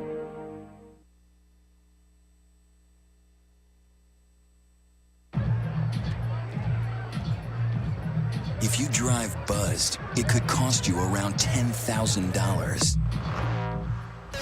You'll face major legal fees, major fines, and steep insurance penalties. You could lose everything. Nothing kills a buzz like getting pulled over for buzz driving, because buzz driving is drunk driving. When some people struggle with their mortgage payments, they become frozen, petrified. Not knowing what to do, they do nothing. But the people who take action are far more likely to get the most positive outcome. Making home affordable is a free government program. Call now to talk one-on-one with a housing expert about the options that are right for you.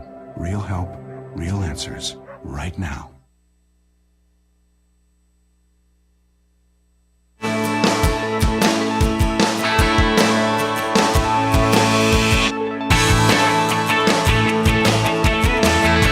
This is the Bill Press Show. Here we go, 24 minutes after the hour. Steve Freeze is a freelance journalist, good friend of the program, teaches at Michigan State, and is here in studio with us. Has written a piece, 5 Reasons People Under 50 Are Already Tired of JFK nostalgia. Now, look, Steve, here we are. The entire nation is in mourning, and we're in remembrance of the JFK. A lot of people are of the JFK assassination. All these events are scheduled. Every network has scheduled a whole mini-series about it. Books, television shows. There are at least 12 new books radio on programs top like this. of 40,000 books written about JFK, and at least a dozen have come out this year. And you're dumping, and according to New York Times, you're dumping on it. Why? Well, according to New York Times editor Joel Abramson in the book review a couple of weeks ago, those 40,000 books, none of them are all that good. I mean, that's basically what she said. She said that they did all these books, and she couldn't find one that was great. Is it overkill, do you think? Of course it's overkill. I mean, that's what we do. But what's more important about it is that it's not just overkill, but it's overkill that takes the historical context away. If you were to look at this on paper, which nobody seems to want to do, the JFK assassination was a big deal, and it certainly was a traumatic event, and it was on television, all the rest of it. But was it the most important event of the 60s, or even of the last 50 years or 60 years? I mean, was it? I mean, what I did, and some of it didn't get into the piece in Time magazine, but I did go back to look and see how did we observe in the media the 50th anniversary of the end of World War II. And the answer is not that much. I mean, we were busy with O.J. Simpson at the time, and and Bill Clinton, and the government shutdown. That government shutdown. Yeah. And Time magazine, among others, didn't do any covers on the end of World War II. The week of VJ Day, and this was an irony that they left out of the piece because it was for Time. I think they didn't want to say this, but the week of VJ Day in 1995, the cover of Time magazine was JFK Jr. He's coming of age. So I mean, there you go. I mean, instead of World War II, we're talking about the cute little kid we saw, saluting the casket. And I mean, the historical context is out of whack. Didn't it change history, though? Sure, but I'm changing history right now. I mean, everybody changed. My God, if I had a dime for every time a reporter wrote history was made today, I don't understand why people say that. That's what we do in the media business. We record history. Let's say hello to Stephen, calling from Cambridge, Massachusetts. Hey, Stephen. It's a fair question to ask, but it's certainly appropriate. Not least that it continues to be, in the view of many, an unsolved murder. And I would also add that as far as John and Caroline go, one of the reasons why the killing of Kennedy resonates still, and I was only 2.5 at the time myself, is that American families have a symbolic attachment to their president and the president's family. In that particular presidency, because he was the youngest president, I think the tragedy affected the nation, if not the world, and continues to shape 21st century American culture, quite frankly. I haven't read the timepiece, but I'll look forward to it. All right. Thanks, Stephen. I just want to give Steve here a chance to comment. Well, here's the thing about that. There is no question it was a tragedy. There's no question it was a significant, indelible moment in American history. That's not a question. The question is, what was the real historical result of it? And I mean, when 9/11 happened, when Pearl Harbor happened, those were things that actually changed the way Americans lived. What specifically did Americans do differently after the JFK assassination? Did they just avoid riding around in open-air convertibles for fear of snipers? I mean, is that the best they can do? And the thing about the unsolved mystery is, yes, that is absolutely a reason why it's interesting. It's not a reason why it makes it historic, because, okay, so it's unsolved. There are a lot of unsolved crimes that happen all the time, and we don't ever get anything new about it. Nothing ever, we have a martyr in search of... Stop it right there. Steve Freese, thanks for being with us. We're done. The all right, Bill thank Press you, man. Show. Right.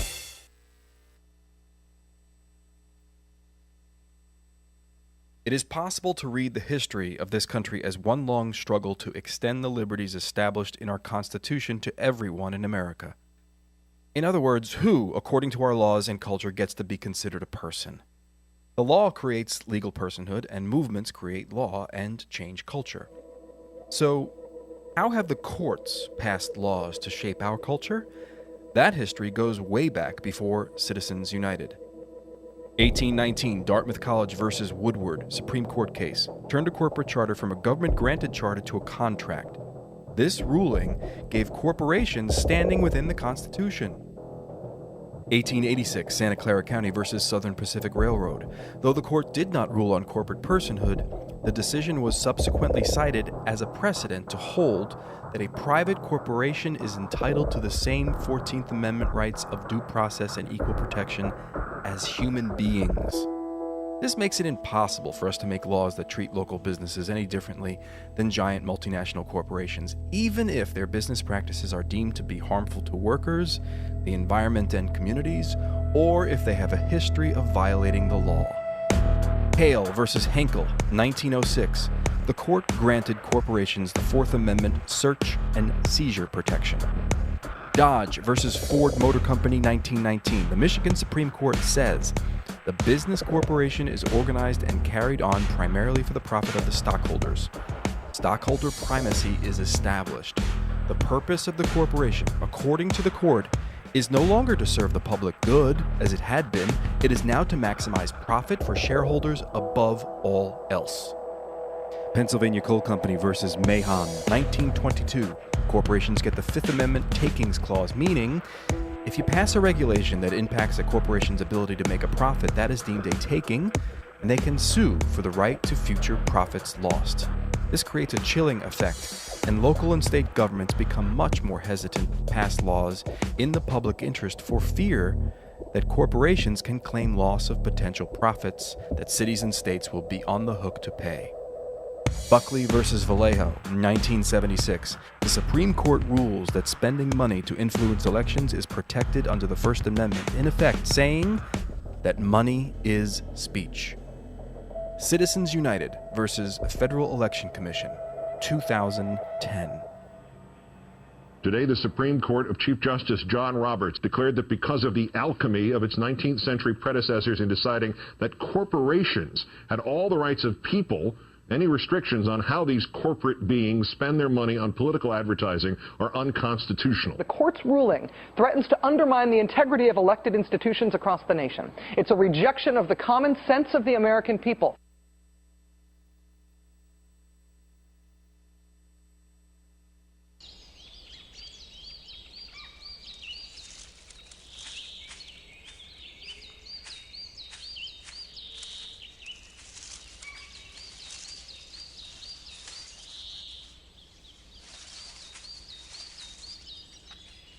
At Earth Justice, we defend the environment in the courtroom. Join our fight. When you take a seat, you take a stand. Earth Justice, because the Earth needs a good lawyer.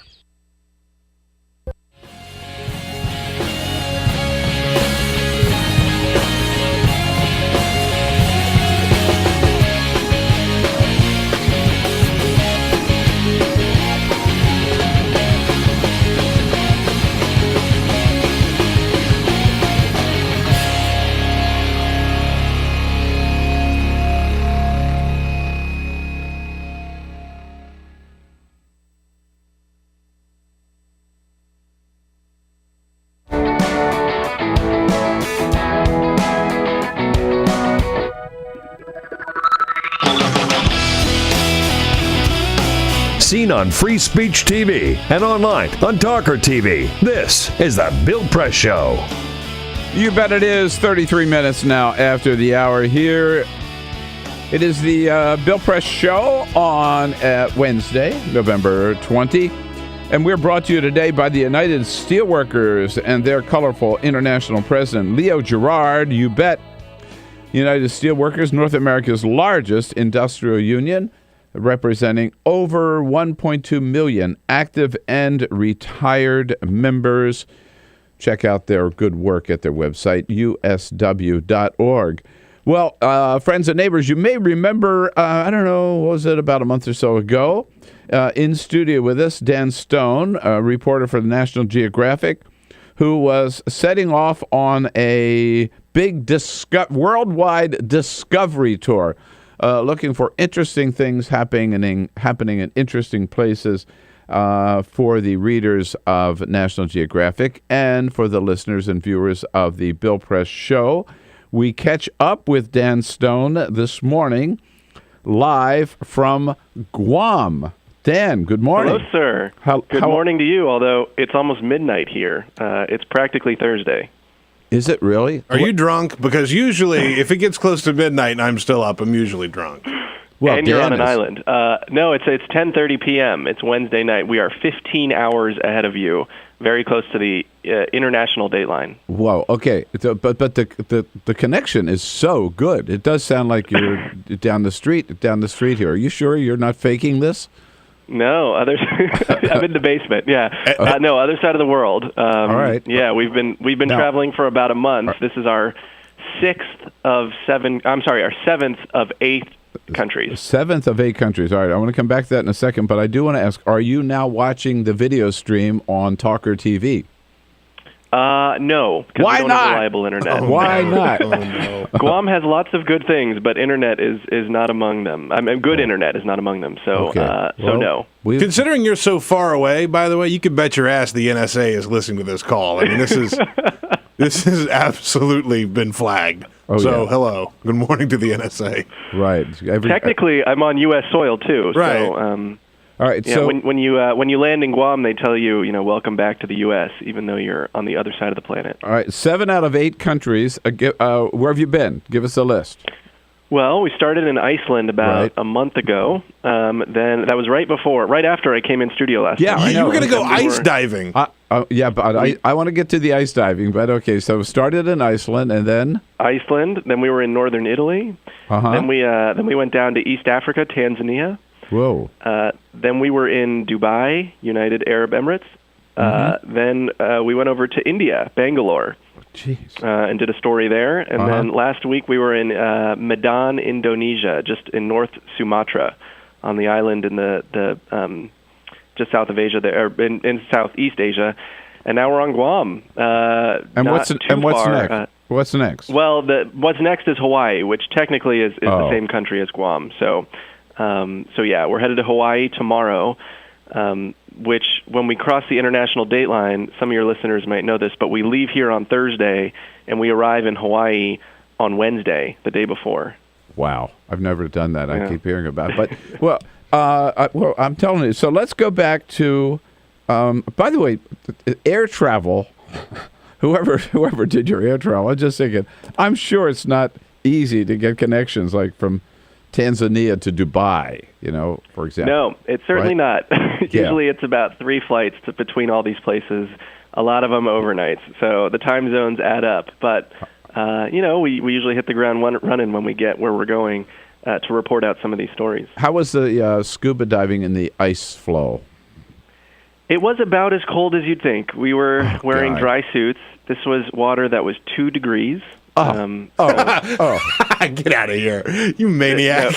We're talking 2 degrees Celsius. So it's about 30, 36, 37 degrees Fahrenheit.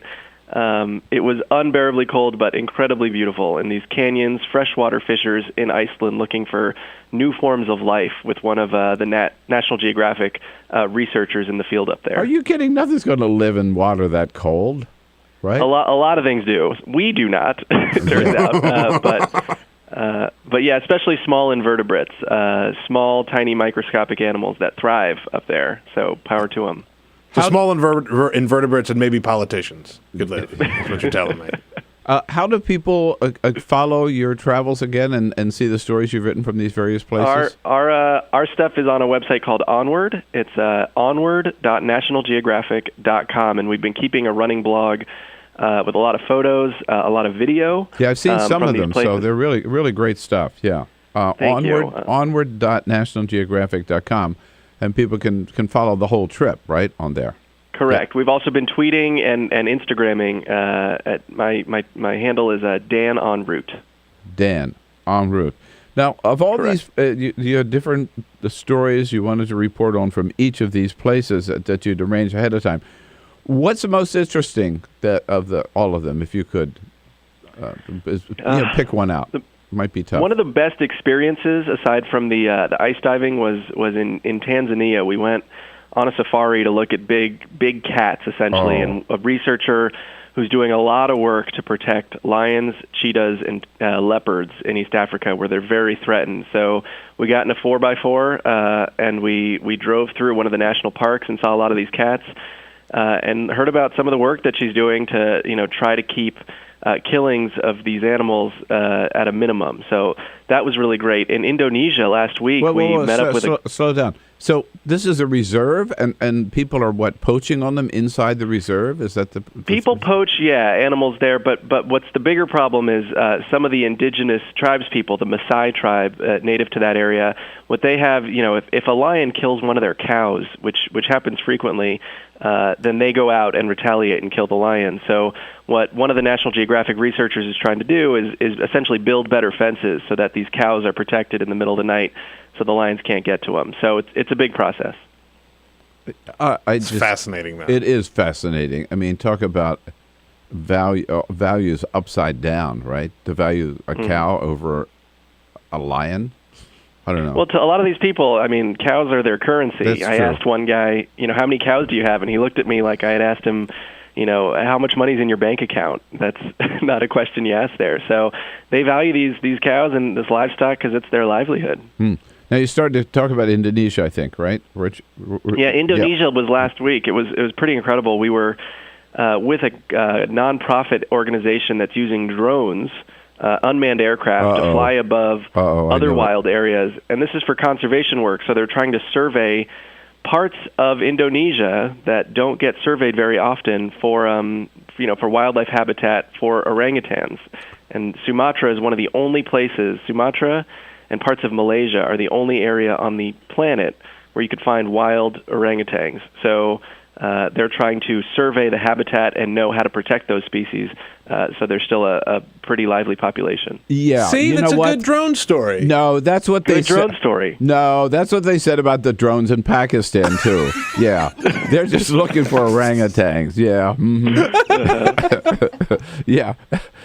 Ask all those people who've been blown away by them. Are you sure these drones aren't armed and with missiles? We checked them out. These are not NSA-style drones. These are more like styrofoam airplanes with digital cameras in them. How big are they? A bit they? more primitive. How big are they? They're about maybe the length of like a surfboard. They're not huge missile-dropping airplanes. They're primitive, like recreational hobby-type planes. Are they run by the CIA? No, we asked everyone if they were from the NSA. They looked at us like they didn't know what we were talking about, which probably means they were from the NSA. Yeah, exactly. Okay, now look, we know Hawaii well, right? And we know what Hawaii is all about. Hawaii is just, let's just be honest. Your last stop is just total R&R in Hawaii, right? Absolutely. Who wants to head back home and hit right back into work? Yeah, no. We actually we are reporting a story there on Thursday, which technically is tomorrow here, but it is also tomorrow in Hawaii, reporting a story on botany. And you don't know what day it is anymore. It all blends together now. Right. But we're meeting with a botanist who's researching some of the rarest plants on Earth. And so these are some plants only found in the tropics where there's about 10 to 20 species of these left, individual specimen. And he goes around on cliff sides, he goes on beaches, and he tries to save some of these rare plants. What island? So they'll still be around. This will be on Kauai. Oh, God. Oh, beautiful, right? Absolutely. I will be there in March. I love Kauai, right? I'll send you a postcard. Well, there's a great restaurant called Postcards in Hanalei, by the way. I don't know whether you're going to that. Hanalei. You have to go to Hanalei if you go to Kauai. Yeah. I'll ask them if they know you. You know what? You might not want to. I think he skipped that tab he racked up at that restaurant. So, well, that's good. And then when are you back in the mainland USA or back in Washington? We'll be back next week, just in time for Thanksgiving. I keep saying we, by the way. I'm traveling with a photographer and a good friend of mine. His name's Spencer Millsap, and we've been on the road together for this whole time. So you're back here, and then you're going to come back in the studio with us and show us your slides? Absolutely. I'd love to show some photos, tell some stories from the road. Yeah. We want bring some souvenirs and bring your slide. We'll have a slideshow in studio. Totally. When you get back. Absolutely. All right.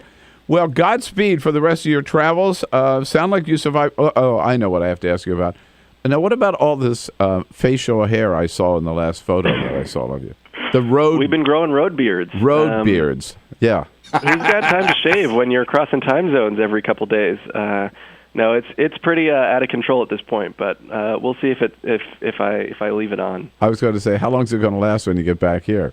Probably not too long. All right, It'll be gone next week. Well, we miss you, but you're sounding good. Can't wait to see you again back here. Thanks, Bill. Thanks, Peter. All right, Daniel Stone, onward.nationalgeographic.com. Check it out. Great trip, onward.nationalgeographic.com. This is the Bill Press Show.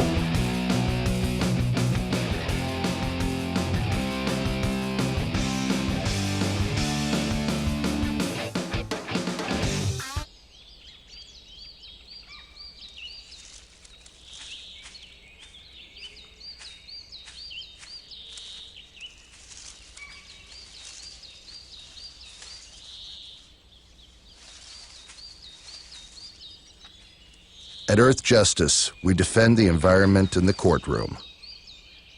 Join our fight. When you take a seat, you take a stand. Earth Justice, because the Earth needs a good lawyer.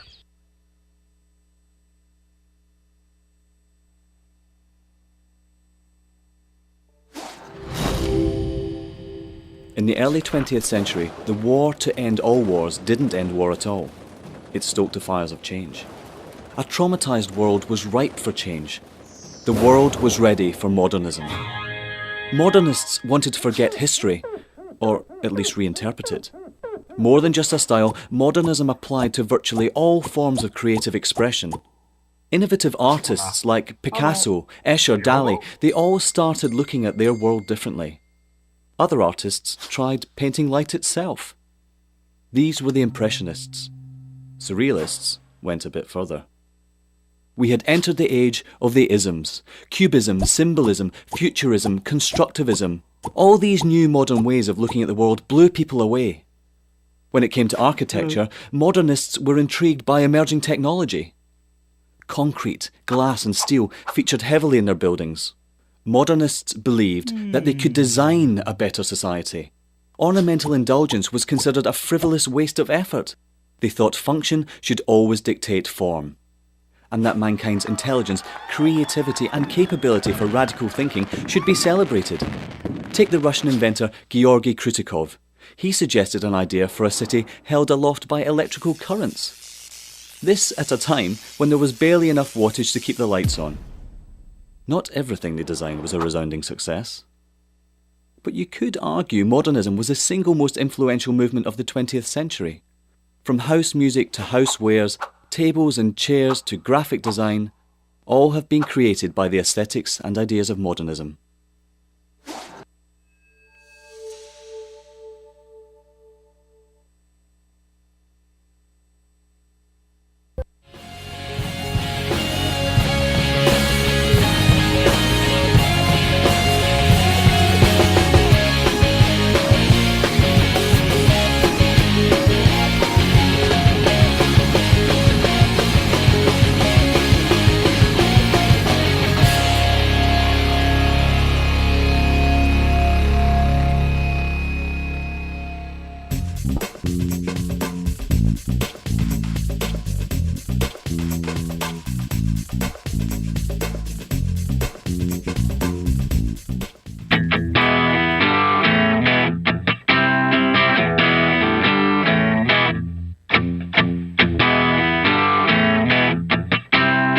On your radio, on TV, and online. This is the Bill Press Show. All right, good to hear from Daniel Stone from National Geographic. A little bit earlier, if you were with us, Steve Priest, freelance journalist, was in. One of the things we talked about was Vegas as a possible site for the 2016 Republican convention. I just noticed during the break, Steve mentioned Sheldon Adelson, of course, who owns the Venetian Hotel, as one of the people who would welcome the convention to Vegas. And it's reported, released this morning, that Adelson spent, he was a big backer of Newt Gingrich and Rick Santorum. He spent $150 million of his own money, $150 million supporting Republican candidates in 2012. Wow. By the way, he is now, his big issue is to ban internet gambling because he wants people to come in the casinos. Yeah, and there are a lot of Republicans, Chris Christie being one of them, who totally support internet gambling. So that's going to make an interesting battle. A couple of other politicians in the news today, starting with Trey Raydell.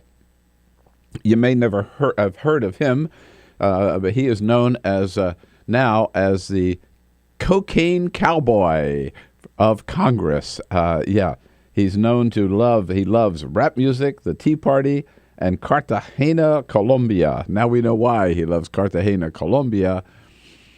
That is amazing. Yeah. That he gave an interview, said one of his favorite vacation spots is Colombia. And then he gets busted with coke. Now we know why. Because he was busted in a sting operation here in the nation's capital last October 29. We didn't find out about it until yesterday when Politico broke the story. He's, again, Republican freshman congressman who's buying crack cocaine. He was arrested. He was charged. He will be arraigned, today. The big question is, what are Republicans going to do about it? Are they going to demand that he be thrown out of Congress the way certainly Republicans would do were it a Democratic member of Congress?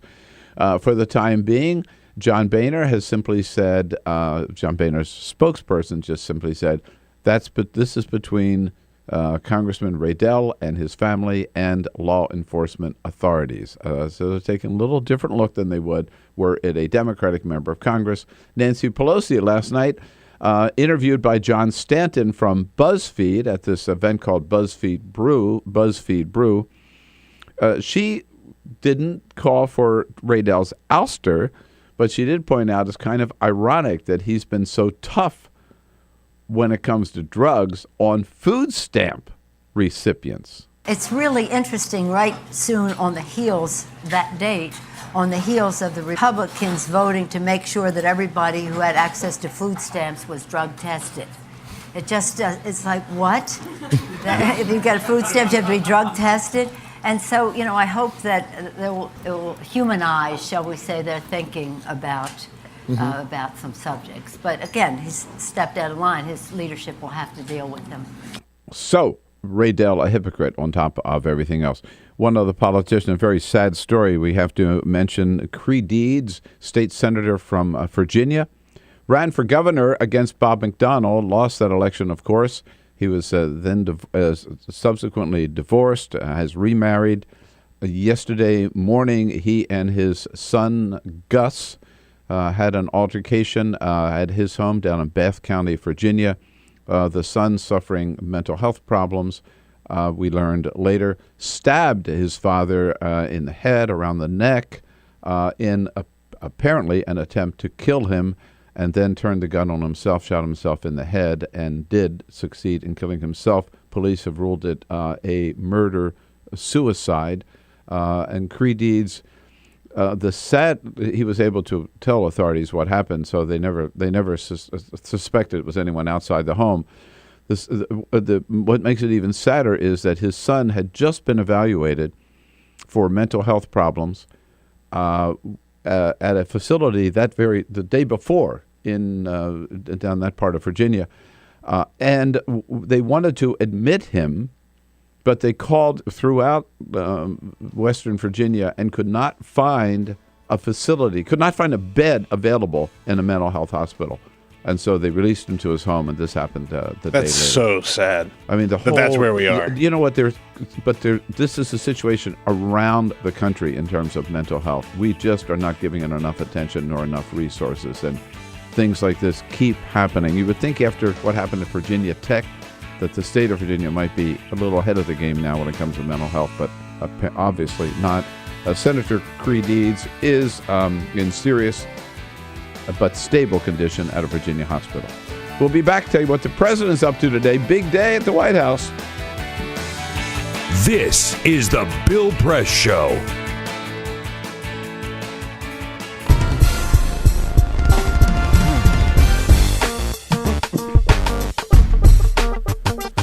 Okay, merrily we roll along right here on the Bill Press Show. Roll right into hour number 3. If we lose you on Free Speech TV, which we're going to, don't forget you can switch over to the video stream at TawkrTV, youtube.com/TawkrTV. Seung Min Kim from Politico will join us at the top of the hour to talk about the travails of freshman Republican Trey Riddell. And Margaret Talev will join us in studio. She covers the White House for Bloomberg. So lots coming up. Stay with us.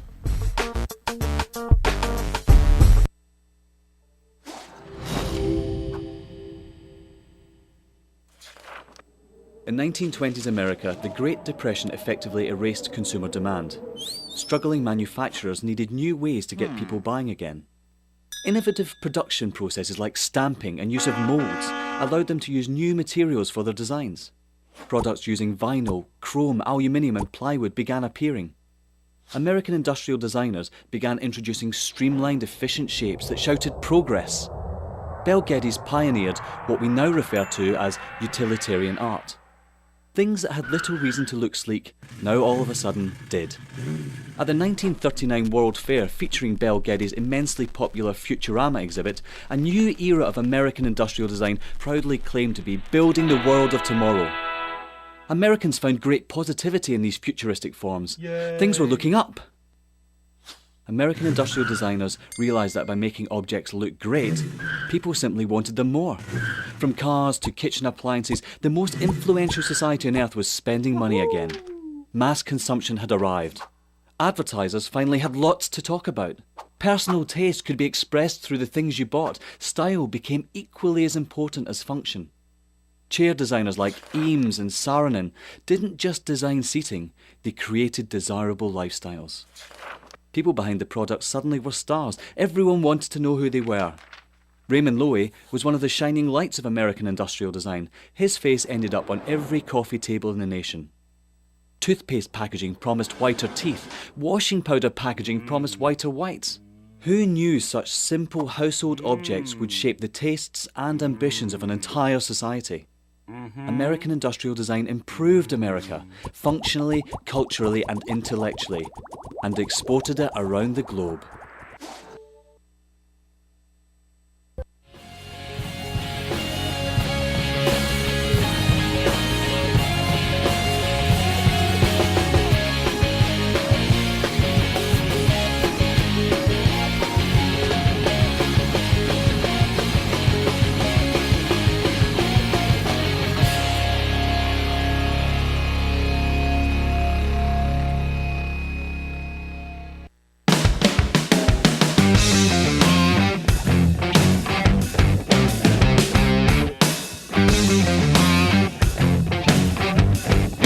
This is the Bill Press Show. All right, 3 minutes before the top of the hour. The next hour, we'll talk to Seung Min Kim, who covers Congress for Politico, and also in studio with us, Margaret Talev, who covers the White House for Bloomberg News. Down at the White House today, the vice president's back from Panama. He'll be there. They get the daily briefing at 10:15. And then at 11 o'clock today, the president, the first lady, Vice President Biden and Dr. Jill Biden will be in the East Room of the White House for the presentation of the Medal of Freedom to a great lineup of people. Former President Bill Clinton, Gloria Steinem, Oprah Winfrey, Loretta Lynn, Ben Bradley, posthumously to Sally Ride. Then the President and the First Lady and the former President Clinton and former Secretary of State, Senator, and First Lady Hillary Clinton go to Arlington National Cemetery to lay a wreath at the grave of President John F. Kennedy. This is the 50th anniversary of the Medal of Freedoms, which were started by President Kennedy shortly before his assassination 50 years ago. President this afternoon meets with a very important group, insurance commissioners from the 50 states, about the Affordable Care Act, and tonight, a dinner in honor of the Medal of Freedom awardees. Hey, what a big day. This is the Bill Press Show.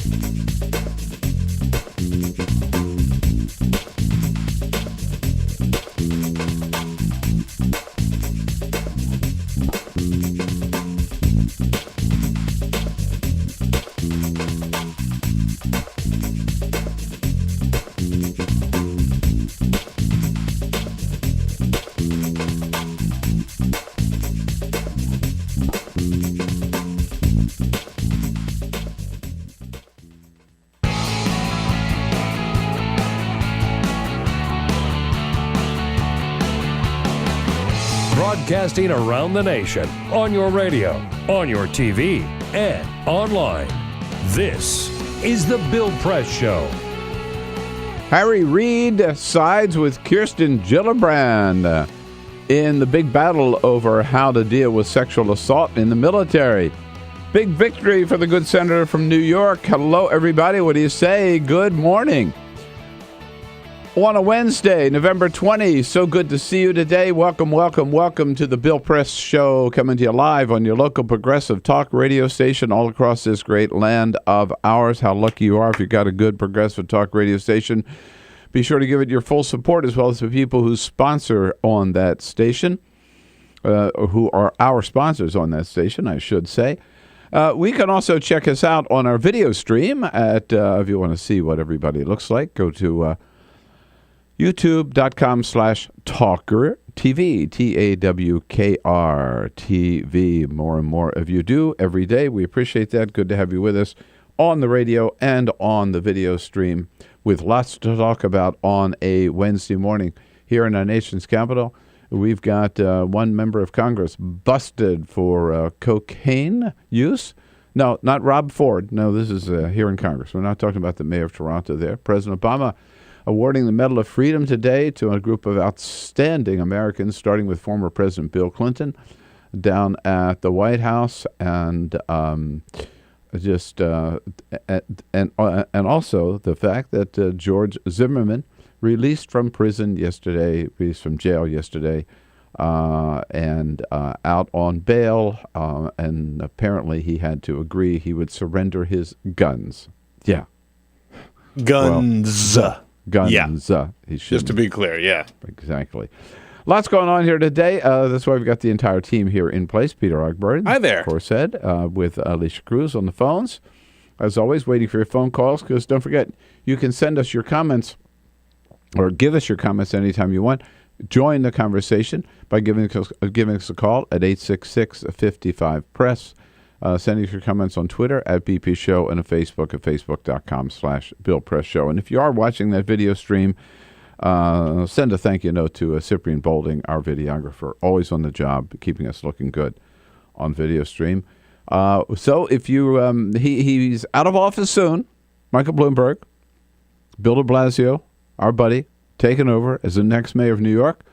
But Michael Bloomberg, he's not going to ride off quietly into the sunset. He's got a few more things he wants to accomplish before he leaves office in New York City. And yesterday he did one of them. He signed into law a measure that says from now on, if you want to smoke that cigarette, New York, you got to be 21 years old. Raises the legal age to sell tobacco products, including e-cigarettes, to 21, which will prevent young people, we think, from experimenting with tobacco when they are most likely to become addicted. Even e-cigarettes. Why is that? I don't understand that. There is a trace amount of tobacco in e-cigarettes, apparently. Nicotine? Yeah, nicotine. Sorry, nicotine. And so the addictive properties of cigarettes exist within the e-cigarettes, even though they don't give off a smoke. They just give off the vapor. So you could become addicted to e-cigarettes? Technically, yeah. How many people have died of lung cancer from e-cigarettes? I don't think that the research is out there on that yet. Oh, but okay. It's a valid question. I just wonder how they're going to be able to enforce that in New York City. I mean, certainly they can enforce it at the stores, but it seems to me that I'm not saying I'm against it. It's just raising the question. There are lots of places around New York where 18, 19, 20-year-olds can buy cigarettes. Right? Look, when I was a young man, and I was in high school, and we were experimenting with that long ago cigarettes and things with that, we knew where to go. Every word gets around, you know where to go. So, I mean, there's a way around it. This will make it tougher, but it's not locked in concrete. Okay. And it's rumored that the mayor is going to ban all soft drinks before he leaves town, but not sure he's going to get away with that. Nothing but water. In this hour, Seung Kim from Politico to tell us about embarrassing arrest yesterday of no, not an arrest, but embarrassing what shall we say, incident affecting one Republican member of Congress. And a little bit later in the program, Margaret Talev will be here from the White House, covers the White House for Bloomberg News. But first, this is the Full Court Press. Just a few other stories making news. Thanksgiving panic. Butterball, the company that provides a large majority of turkeys to American families at Thanksgiving, announced that they have a major shortage of large, fresh turkeys available to send to grocers this holiday season. That's right. This is specifically about large, over 16-pound turkeys that are fresh, not frozen, but have no fear. Butterball has plenty of frozen birds ready to send to grocery stores. What's the shortage? What's that attributed to? The shortage of fresh ones? I don't know. I have no idea, but they said that they don't have enough. Turkeys escaped or something? Maybe so. Just how many turkeys does Butterball supply each year? Last year, they were responsible for 41 million turkeys served at Thanksgiving, or in other words, 1 in 4 Americans had a Butterball turkey on their Thanksgiving table. 41 million? Good Lord. And that's not 41 million loaves of bread. That's 41 million turkeys. That's 41. There are 41 million Americans who don't have any health insurance. There you go. Those 41 million turkeys didn't have any for sure. Right. Didn't have any life insurance either. And Bill, I'm sorry, you are not the sexiest man alive this year. No. That Some honor people think I am. Goes to Maroon 5 singer and one of the coaches on the show The Voice that goes by the name of Adam Levine. On Tuesday night's edition of The Voice, presenter Carson Daly informed Levine that he had been chosen as People Magazine's sexiest man alive. George Clooney, Channing Tatum, and Johnny Depp have all previously received that honor. And ladies, if you're interested, I have bad news. He is currently engaged to a Victoria's Secret underwear model. So the guy sounds like he's got everything going for him. He's a rock star. He's on a hit TV show. He's engaged to an underwear model. I just pulled him up. He's a good-looking guy. Yeah, he's in shape. He's fit. He's got the tattoo thing going. He's handsome, stylish. Did I mention he's engaged to an underwear model? I think he is an underwear model. Yeah, he could very well be. There you go. And remember John Edwards? The disgraced politician has shied away from the spotlight for the past several years, but a man has to eat, so he is going back to work doing something that he is very familiar with. Practicing law. Ambulance chasing.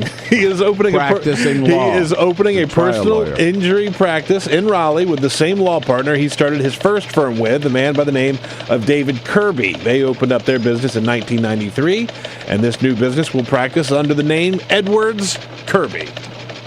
So there you go. He certainly made his share of mistakes too, by the way, which is a good segue to the next topic.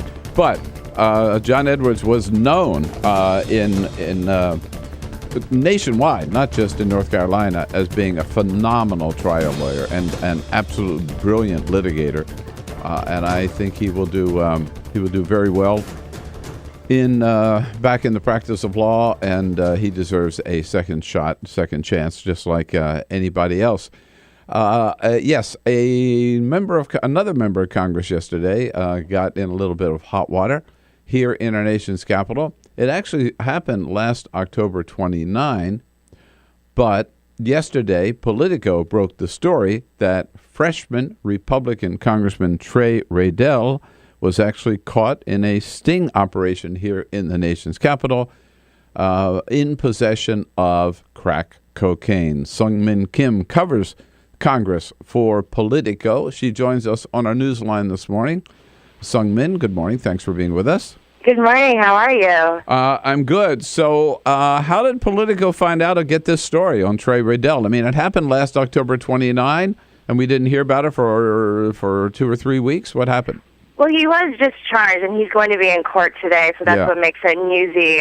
But yeah, this is pretty shocking news for people who on Capitol Hill to hear this news. It's a freshman congressman, by all accounts, very open and very nice and welcoming, and there was no hint that there was this kind of other issues going on. I mean, we know in a statement that he released yesterday that he suffers from alcoholism, and that was what he blamed for the cocaine use, and there were no hints of that problem for those who talk to him every day and interview him. Here, Leader Pelosi was asked about this last night at BuzzFeed's interview by John Stanton.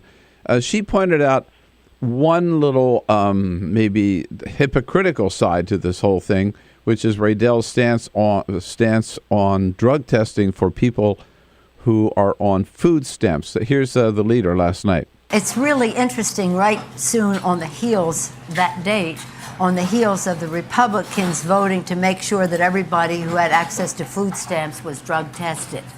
It just, it's like, what? If you get a food stamp, you have to be drug tested?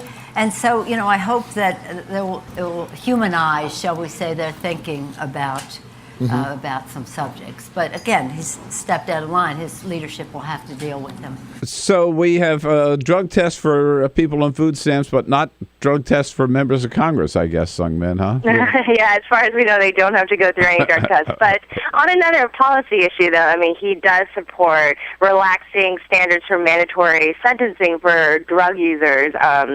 So that is another policy stance where maybe he's not as hypocritical as what Nancy Pelosi is pointing out. Yeah. On that issue, yeah, maybe. Well, in this case, maybe he just saw, he wanted to make sure that he'd have some cover, right, a little bit later.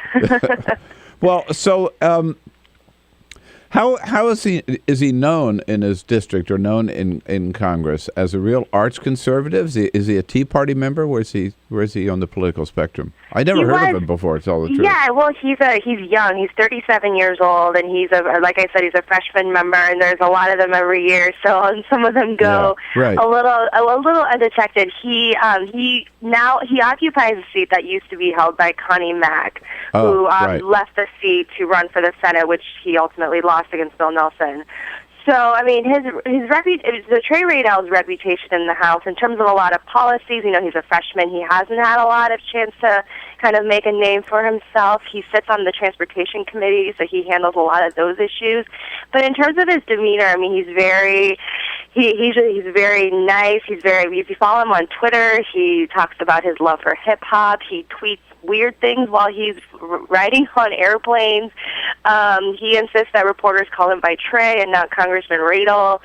So, former journalist as well. So, I mean, and by all accounts, I mean, this was a pretty big news to us yesterday. All right. Now, we know that under the criminal laws of the district, he could get up to 180 days, I think, in jail or a $1,000 fine.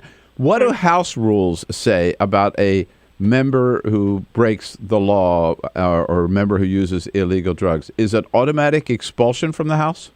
I mean, that hasn't happened yet, and we're not seeing any signs whether Congressman Raydell is going to step down. Yesterday, in a statement, he made no reference to whether he's going to do that. Now, Speaker John Boehner, he has a very, pretty much a zero tolerance threshold for these types of behavior, especially when he was the House Minority Leader, earlier last decade. But we reached out to Boehner's office yesterday, and his spokesman said, this is just obviously members have to be held to the highest standards, but otherwise this is an issue for him and his family and his district. Will he be reported to the House Ethics Committee, or has he been, or is that automatic as well? Or that we don't know. We're looking into that. Okay, so it's not. It's up to Boehner, I guess, right? Is how tough he cracks down on Raydell. Yeah, and if this seems like this is the first offense, and which means he very most likely will not get the maximum charges. Either under the law or in the House. On one other issue, I have to ask you. Seung Min Kim is with us. She covers Congress for Politico. Sexual assault in the military, the big issue. Will that come to debate and a vote today in the Senate? That's what we're expecting. I mean, I know Senate Leader Harry Reid did want to get the Defense Authorization Bill, which is that overriding bill where the military sexual assaults amendment is attached. He wants to get that done this week. We're looking at votes probably later today. Latest would most likely be tomorrow, but we're looking at today for those very critical and monumental votes on what to do about sex assault in the military. And I think the big news yesterday was that Harry Reid himself, obviously the top-ranking senator, said he would support the proposal from Kirsten Gillibrand, which would be the most aggressive in trying to tackle that issue. However, I believe that brings the whip count, if you will, up to 50 votes, and she would need 60. And there's a lot of opposition, including from the Armed Services Chairman Carl Levin, on Gillibrand's proposal, particularly because it would take the chain of command out of the prosecution system. So if she doesn't get the 60 votes, do you think Claire McCaskill could get the 60?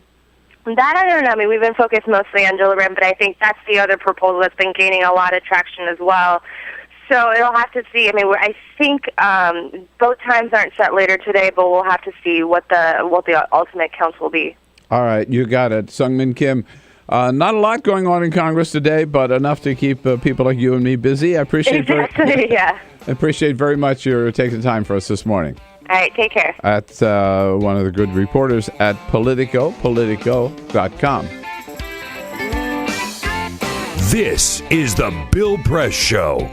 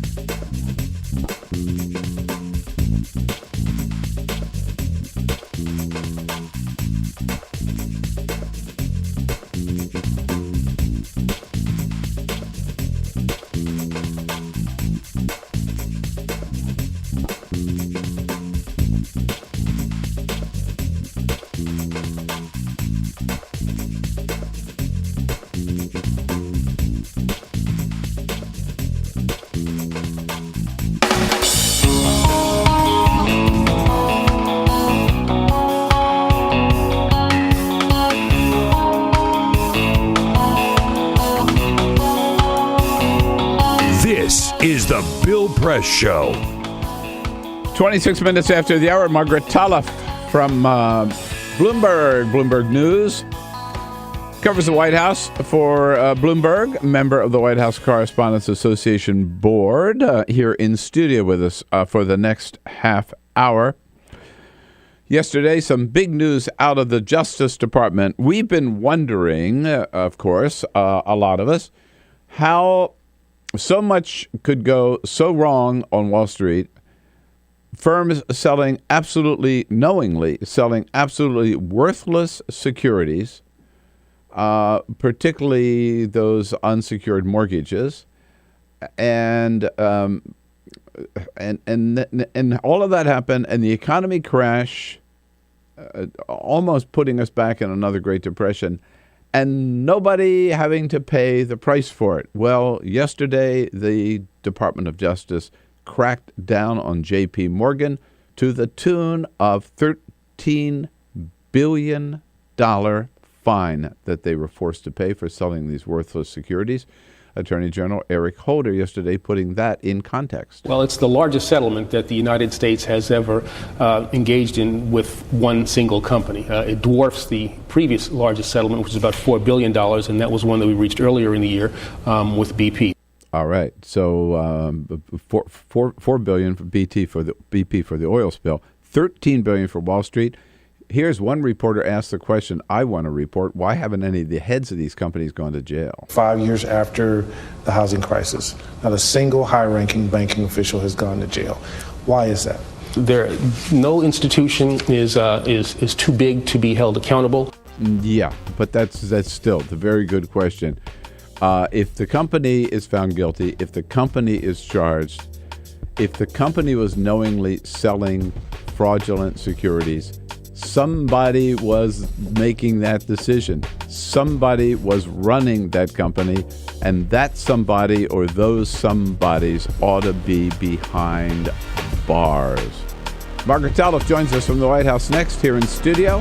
Stay with us. This is the Bill Press Show. JFAR.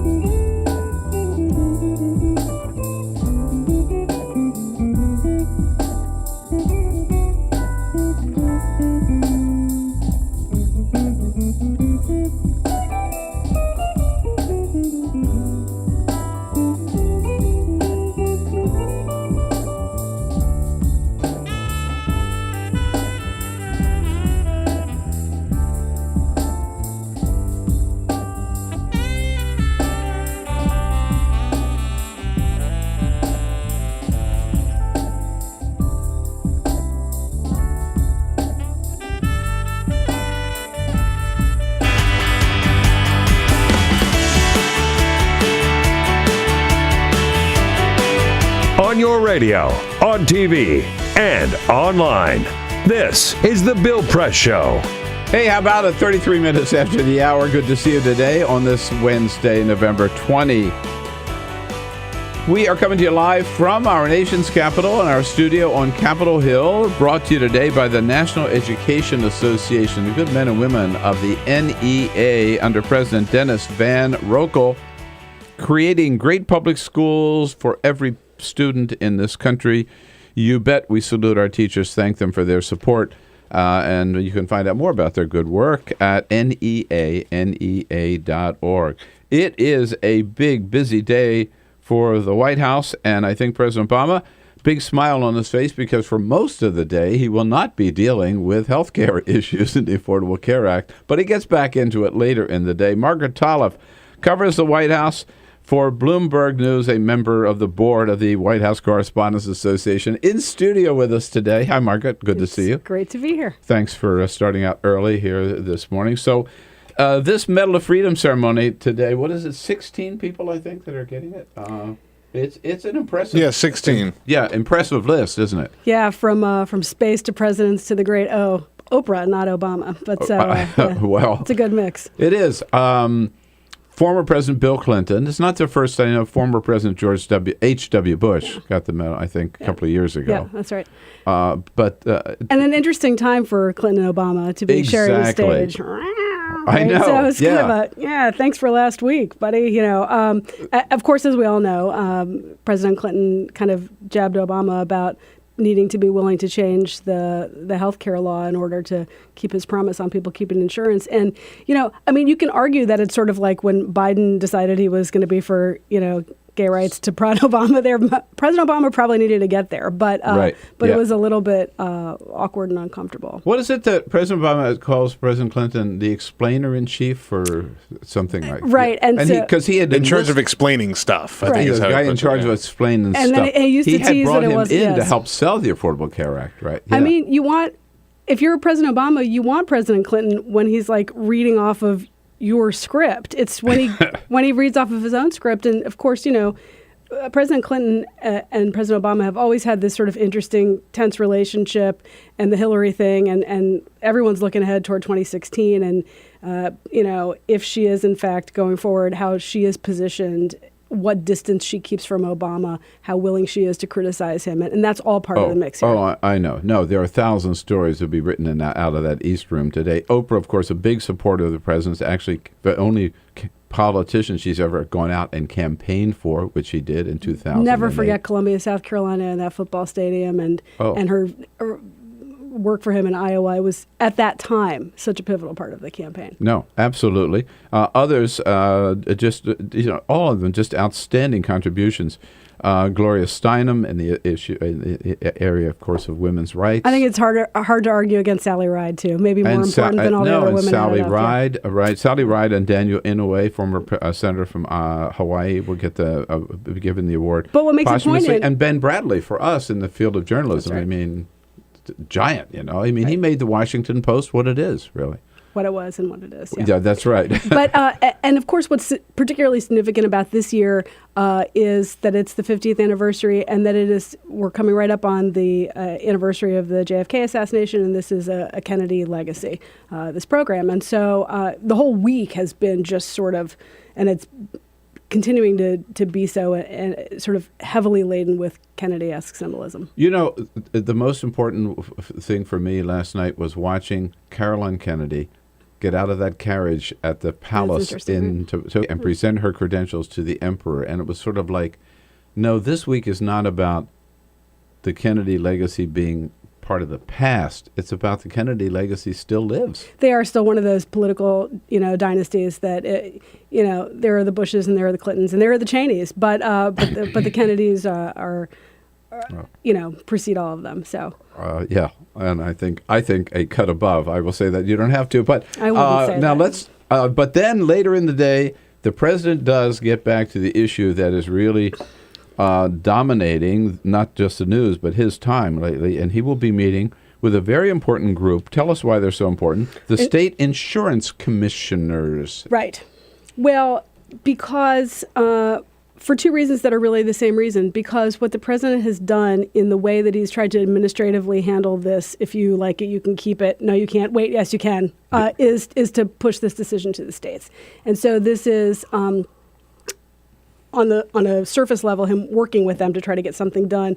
And they're in charge in the states, right? He can't tell them what to do in the states. They are, and many of the states, this is easy and allowable and will happen. In some of the states, it's not as easy of a road to hoe. So, but there's, a secondary level to this also, which is political positioning, which is him to do this thing that he does every once in a while when it serves him, and to say, I'm counting on you to shift the responsibility, and if there is blame, the blame to them and away from himself. Try to get this off his plate. But there's another trend happening in the states right now, which is probably good news for the administration while they're still working on this federal marketplace and the federal website, which is that a real uptick in signups throughout the month of November for healthcare. And if they're getting the right kind of signups, young people, healthy people, that's what makes this work. We have discovered with the fix, and maybe the White House discovered the fix that the president announced last week, that it's easier said than done, in the sense that some of these plans some of the people had already,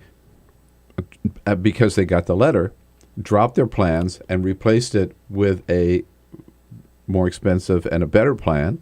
So, what do? And then they should just keep their better plan. I mean, health insurance. But the insurance companies have to do they? That's right. No, it's like an administrative nightmare. Yeah, because the insurance companies and the insurance commissioners both have a role here outside the federal government. And there's no politics in the state insurance commissioner business. Yeah, right. We all know that. Yeah. No pressure. Doesn't matter what the insurance companies want. Exactly. So then, on top of all of that, yesterday, the man in charge of the website, Henry Chow, testifies in Congress and tells them that somewhere between 30 to 40% of the federal health insurance marketplace has not yet been built, is still being built. Right. This is 7 weeks after they launched. I mean, to me, I just found that unbelievable. That's right. I mean, so it's like a half empty, half full kind of scenario. If you're the long-term person looking at the policy, you're like, hey, that's a lot better than it was a couple weeks ago. They're making progress. Stuff is happening.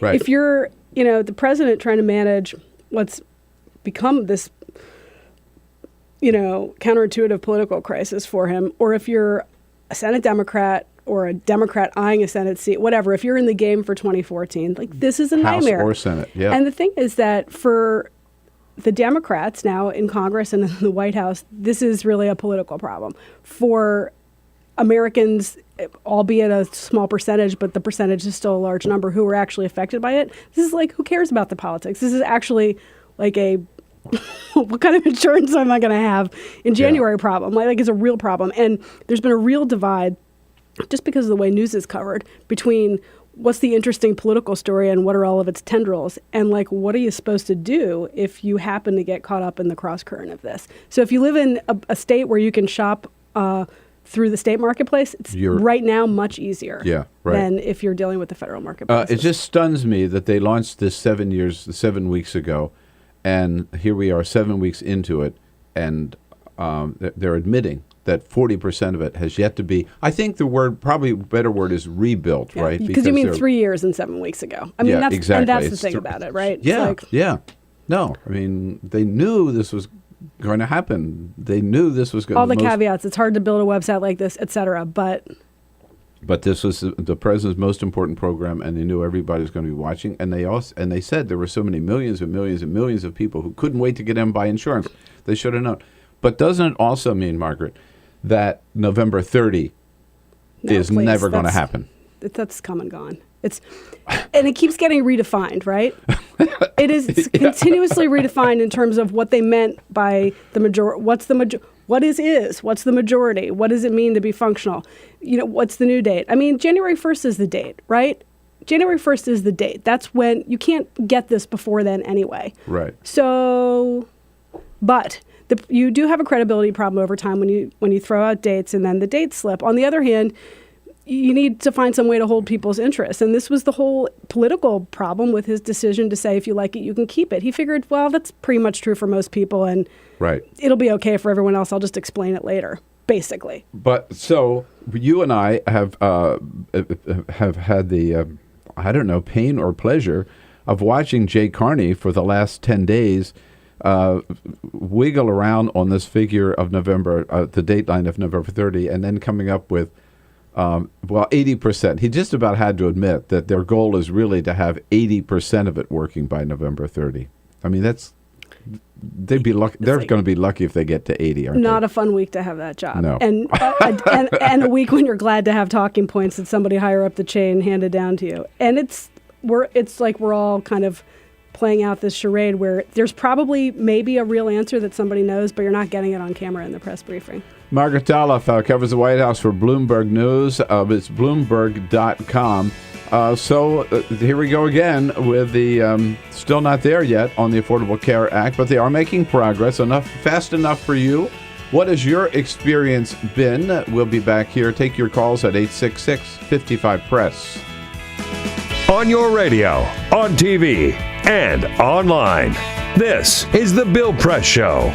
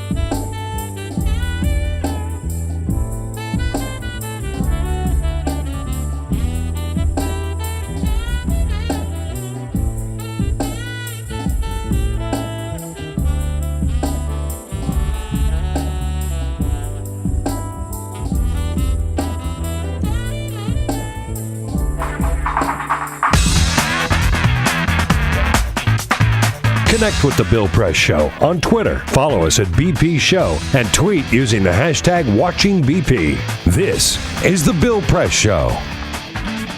13 minutes now before the top of the hour on Wednesday, November 20. Today, President Obama will be presenting the Medal of Freedom at the White House to 16 outstanding Americans. In studio with us, covering the White House for Bloomberg News, Margaret Talev, good friend from California days and from Washington days. Margaret, just during the break, just as we were coming back, my eye caught this. I've never seen this before. The headline is, First Lady, Obama loves singing in the bathroom.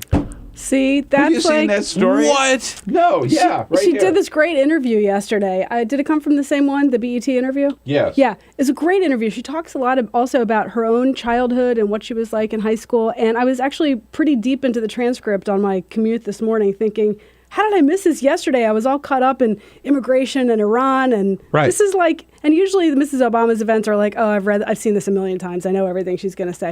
It was actually quite an interesting. She let loose. She said about the president, he sings all the time. He's in the bathroom all the time, just singing. He's always willing to sing.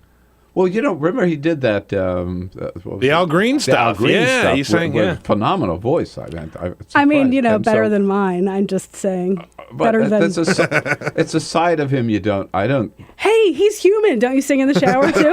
But it's true. Like he's so like, whoa, I'm the president. That. But do you remember during his first campaign? He ought to loosen up more. But then he loosens up, and then we're having a beer summit. I mean, it's like hard to calibrate. So. But the thing do you remember in 2008, she was talking to Cosmo or somebody, and she said that the girls, if I remember right, she said the girls didn't like to jump in bed with him in the morning because he was too stinky and snory. Yeah. Do you remember that? Yeah. And then it was like, TMI, right? Right. But there are these little glimpses. He's a private guy, and he's got like his game face, and then you see him occasionally if you travel on the family trips to Hawaii or what have you, if you're in Chicago, if you see him, getting dropped off at Valerie's house for a birthday party or whatever it is, you see like a little bit more of when he lets his hair down. And it's always jarring because he's not like that when you see him at the White House. But yeah, so it turns out he sings. No, you very seldom see that playful side of him. I'd like to see him sometime on the South Lawn just running with the dogs, just run across that South Lawn with both dogs or something. But I don't know that we'll ever I think see someone else does the running with the dogs. I know the guy who does the running with the dogs, right. The president, before we move on healthcare, the president yesterday met with the CEOs from Wall Street. They have a little summit here, and they had it in Washington, and he came over. And he made a point that you and I have heard him make before, of putting this problems with the website in the context of government IT. Here's his point. The way the federal government does procurement and does IT is just generally not very efficient. Jeff Zients has made that point. In fact, I think he did a whole paper of when he was at OMB on that on this. Jeff Zients, America's new superhero. Yeah, we're gonna have like Jeff exactly. Zients costumes next year for Halloween. If it works. If it works. If it works. If it works, it's Obamacare. If it doesn't work, it's the Affordable But I had Care read Act. somewhere he did a report, and he was in as a consultant or something long before he got this president job, and he just looked at the waste of the money that the government wastes on IT. They don't know how to do it in-house, and they hire people who don't know how to do it. And so what the problems with the website are sort of reflection of that. I mean, if you have to blame someone, why not blame the procurement system? Well, the fact that he's the president. He can whip up his own team to do whatever he wants whenever he wants to. They didn't do this right. It didn't work out right. There's problems. They're trying to fix it. Yeah, I mean, of course, like the bureaucracy is cumbersome, but I'm not sure that that's like the political argument that's going to stick when you throw it against and I'm them. not trying to be defensive here, but I think it's a legitimate point that if you probably look at agency after agency after agency, as they have tried to adapt and to adopt new information technology, they've probably screwed it up in every case. Yeah, the U.S. federal government not always moving lean and mean. Is the president got a pretty big victory yesterday meeting on Iran, meeting with the senators on Iran. There was a big push for more sanctions, and the president was saying, give us more time for diplomacy. You've been covering that, I know. The president accomplished what he wanted to accomplish, which is that they didn't get anything more stringent passed that he was really going to be in a position to have to, deal with. Mm-hmm.